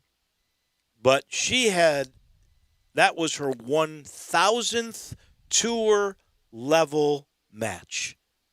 Now she is getting up there. She's 39 years old, and I don't think she's going to get that major. She made the statement the other day that she knew it after that last loss. In really good shape. She's been going through intensive training, and that she felt like she could still surpass Margaret Wade. But she is 39, 1,000 matches. Would you care to guess what her record is in 1,000 matches? 800 and 200. Better. But I will say this much: that's pretty good. You amaze me sometimes. 851 and 149. 851 wins. That's unreal. That's 85%. Isn't that something? I mean, Tiger wasn't 85%. No. 85%. That is incredible. 1,000 matches is incredible. Playing at 39. I hope she gets that. She really needs one to tie and two to win. I think the most majors. And she's had her chances since she had her baby. She's been to finals 3 or 4 times and just not been able to get it done. And that might just be the ceiling. It's maybe in New York in September. Look, US I'm pulling for her. I really am, because if you think about it, she's still making at 37 and 38. She's making finals now. She's 39. When it's very clear, tennis, that first step is the most important thing.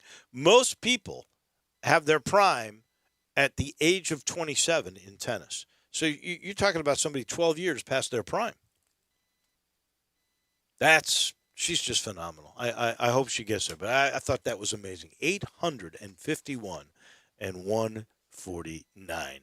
You were talking about the golf trip of a lifetime that Roger Goodell is about to embark upon after this release tonight.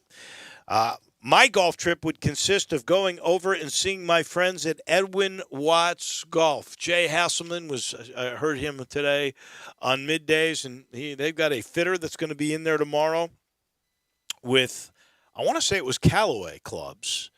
Either Callaway or TaylorMade. Any way you look at it, the key I'm trying to get to here is they're always bringing people in with the newest products, and you can try them on their computers. They have 2 different bays now with the computers and the TrackMan stuff, and if you buy from them, that fitting is for free. And like I said, they've had a Titleist guy in there a few weeks ago. Now they got either a Callaway or they got a TaylorMade. It is amazing, the technology they use. And they've got all the newest stuff. It used to be years ago, we went to our country club. Now, if you're a serious golfer, you end up at Poplar and I-240 in the new Edwin Watts Golf shop, because that is where you're going to get the best deals. That's where you're going to get the most variety. Anything that's new in golf is there. I promise you. Go see Jay Hasselman and all the crew. Know you get the 100% satisfaction guarantee. They've been around since 1968, and this new place in the Ridgeway Trace Shopping Center is just outstanding. When it says golf, you'll find it at Edwin Watts. We'll come back. It'll be time for Taco Bell Crunch Time. Don't go anywhere. The close of the Wednesday edition of Sports Time on Sports 56 is right around the corner.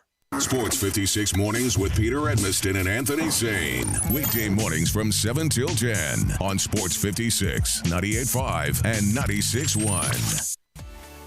At Jason's Deli, when you're dining in or picking up curbside, you can expect wholesome food and no surprises, just delicious sandwiches, crisp salads, and quick quality meals made with the freshest ingredients and no artificial trans fats, MSG, high fructose corn syrup, or artificial colors and dyes. Around here, a lot of thought goes into what we put into our food and what we take out of it, because you're not just taking a bite, you're getting a taste of who we are. New items are constantly being created to expand our menu for all tastes and special diets, with vegan and gluten-free options available. Convenience and on-time delivery you can count on. It's just a click away at jasonsdeli.com, so whether you need to feed 5 people or 5,000, the team at Jason's Deli, they have the credentials and the commitment to keep you satisfied.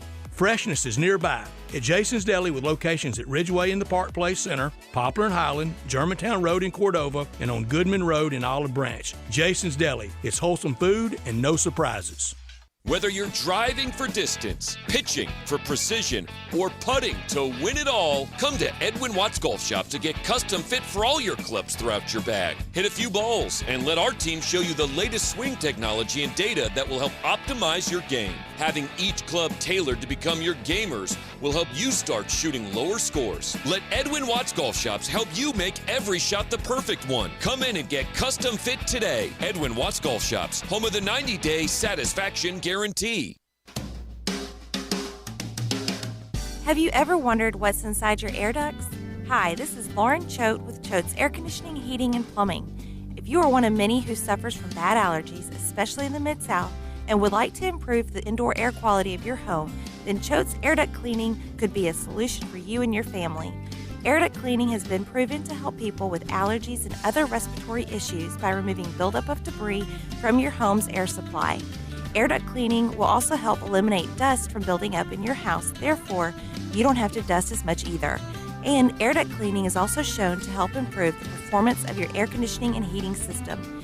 Choate's is the name you can trust for all your indoor air quality needs. So call Choate's today at 755-4797 or visit our website at choateshvac.com to schedule a free video inspection to help you breathe a little easier.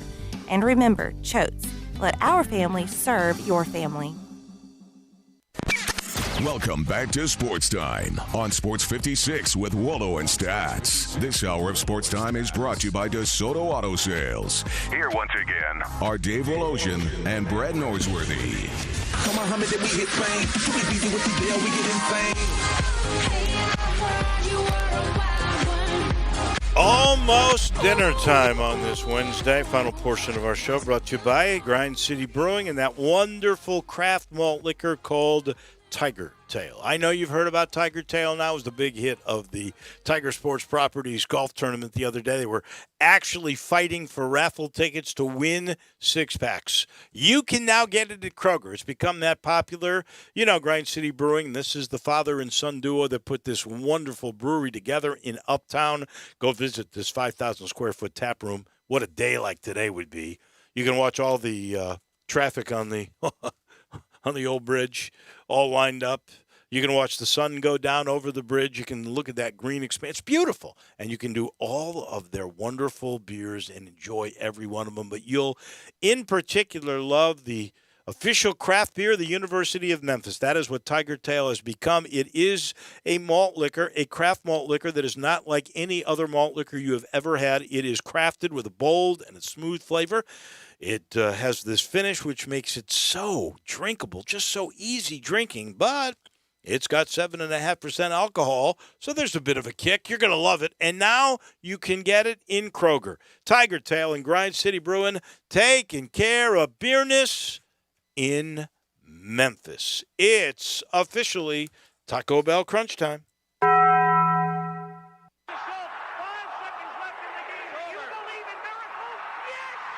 Go crazy, folks! Go crazy! This is for all the biggest crunch time. You are looking live. In your life have you seen anything like that? Goodbye! Hello, Haskins. What's happening, big dog? How you doing? It's obviously crunch time. Hammer, nail, coffin, this baby is over. On one, on two, on three. Hey! Time for Taco Bell Crunch Time. Taco Bell, home of the crispy tortilla chips, topped with a double portion of either seasoned beef or shredded chicken, plus refried beans, nacho cheese sauce, reduced fat sour cream, guacamole, and a 3-cheese blend. Nachos Bel Grande, heaping portion of chips, topped with ground beef, tomatoes, beans, nacho cheese sauce, and a dollop of sour cream. Taco Bell, home to great food you get on your way home real fast, and they bring you crunch time every day. Well, I learned today what all the buildup was. I mean, it had been injury plagued so far, but Shohei Ohtani is showing exactly what he is all about. Shohei Ohtani meet Harvey Haddix, the last player to strike out 10, then go back out to the outfield late in the game. Old Harvey did it in 1952, 69 years later. The Shohei kid, he does it. He became just the first one to do it since Harvey Haddix, and he also has 6 stolen bases this year. I think he's the MVP in the short sample size for the American League. He's really fun. I love it. He he came in like he was going to be Babe Ruth. It was a slow start, and he got injured. But he's really a special guy. I love that you used him. I think he is terrific. A bunch of little tidbits here. The new Tigers women's basketball coach, Katarina Merriweather, she was named assistant on the United States under-19 national basketball team. So she's going to assist in putting that team together, run their drills and things like that. Tennessee today became the 15th state to pass the NIL name, image, likeness bill. It takes effect January 1st of this coming year, 2022. Well, I don't know all the parameters. We got to do more on this as time goes on. We're going to learn more and more. But now Tennessee is a part of that, and that means the Tigers are going to be a part of that as well. And then finally, and I know this is really important to you, Brett, because this has become your game, and this could become your team, probably not till they win a little bit more, but the Seattle Kraken officially have their first player, center Luke Henman, 21. My Kraken became the first player to be announced that by the didn't come out franchise. the way I wanted it to. Yeah, you're Kraken. That didn't really sound like PG radio, but I meant it that way. My Kraken, whatever it is. I still don't know what Kraken is, but whatever. We did look that up. I can't quite remember either. You got it? You remember the it? Kraken is a mythical sea monster. Yeah. It's got it doesn't sound like and a decent rum. It's got a cool, like they have their logo on a puck, and the S looks it's neat looking, and you can see like the tongue of the dragon or fire of the dragon at the top of the S. Kind of a neat little logo. I like it. Go Kraken. That's going to be my team. That's going to be my. Is it Kraken or Kraken? Kraken. That's what I thought. It's Kraken. That's going to be my hockey team. Could have done without. Don't count out my Miami Heat, winners of 10 of 13. Here comes the your Miami Heat. Here comes the bubble. Here comes the bubble. Do you have 30 teams? That's what I want to know. And they have a great coach in Eric Spoelstra. He's one of the lifers. He's one of the great coaches of all time in the NBA. But the swoon, here's what I really could do without the swoon or the Celtics. The Grizzlies have more wins than Boston. Nobody in December predicted that. No. No, I thought Boston would be competing at the top for one of the top 4 spots. I really did. I would agree with you. And remember when everybody thought that Pat Riley was really doing all the coaching and Spoelstra was just a puppet? Do you remember that early on in his career? We thought it with LeBron there. We thought LeBron and Pat Riley were really doing the coaching. Yeah. Spoelstra is definitely He's the good. real deal. I guess I could have done without this thing the NFL keeps doing with London. I don't get it. I don't get Mexico City. Remember, they couldn't even have a game there one year because the field was so poor. One in Toronto. Look, let the Canadian Football League have their territory, but it makes no sense to me that you're going to spend 2 weeks and you're sending 4 teams. You're sending the Jets and you're sending Atlanta, Miami, and poor Jacksonville, which thinks they're going to end up there. I don't get it. I mean, it just doesn't make a lot of sense unless you're really trying to open up Europe. We already saw the NFL fail with their World League of American Football in Europe. And it failed. I don't. They pulled the plug on that. What is the deal? Why is there this need to have Shield, a game Dave. or two? The Shield. They Shield. can do whatever they want. That's why Roger Goodell can have the golf trip of golf trip. Keeping a close eye on the NFL schedule breakdown, I'm going to watch. I know it's mindless TV. I know I should be watching other things like Pelicans at Dallas at 8 that really matters, or Portland at Utah on ESPN at 8:30 that matters, and John Gant versus Brandon Woodruff, Cards and Brewers at 6:40, that matters, 22-15, or 22-14 the Cardinals are. Here's two good teams tonight at Fenway. 22-15, both teams. A's, Red Sox. That's two good teams, and the Yankees and Garrett Cole down at the Trop tonight. But I'm going to watch NFL schedule breakdown because I need me some football. Let me see. I'm going to look to see if you're happy. You're happy. You're happy because today in baseball, the Cubs lose to the Indians 2-1 in 10. Now they've lost 2 in a row. Dave, I don't take delight in the Cubs losing. Drew, you're not happy. You're not happy either. Not at all. Mets beat the Orioles 7-1. Yeah, just like in the '69 series, Drew. Mets over those. Padres a winner over the Rockies. Cubs beat Cleveland when it mattered, didn't they? They did 5 years ago. They did, but now they've lost 2 heartbreakers in a row. 3-2. They had runners at first and second last night. Nobody. I hate out. how they do extra innings. And didn't, can't stand that. Didn't win. Didn't bring a run in. Tough. But there's still plenty of baseball to be played.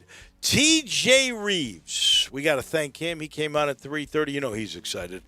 I can't think of a better way to open up the season than the defending champ Buccaneers against the Dallas Cowboys and Dak Prescott. We'll know if he's for real for sure. We thank John Goen. We got our picks in. And then Drew Hill. We thank him for all of his work. He got a second shot, had a little reaction. But he's okay now, and he came on and he explained exactly what the Grizz are going to need in the offseason. That was a lot of fun. We'll do this again tomorrow. Same time, same place. Have a great night, everybody. Hi, this is Troy Fiveash, owner of Fiveash Roof Services. You've heard me talk about how we offer the best products, the best warranties, and the best services for years. Now let's talk about pricing. Pricing should never be the only reason you hire a contractor, but in today's world, pricing is always a consideration. So we suggest you get 2 or 3 estimates for your roof replacement from a reputable, licensed, and insured company, and then give us a call. If we can't beat your best price for a comparable roof system by more than $100, we'll give you $100. It's that simple. We are so sure we can offer you the best price, beating all other qualified companies. We will hand you $100 if we can't, and thank you for the opportunity. So give us a call. What's the worst thing that's going to happen? Make $100? Fiveash Roof Services, a proud supporter of Tiger Athletics and the official roofer of the Tigers home team. Fiveash Roof Services, fair, honest, and ethical. 367-0050 or memphisroofer.com. Fiveash Roofing, it's what we do. We're here for you. As physicians, we know that what we do now will affect the future for us all. The COVID-19 vaccine is now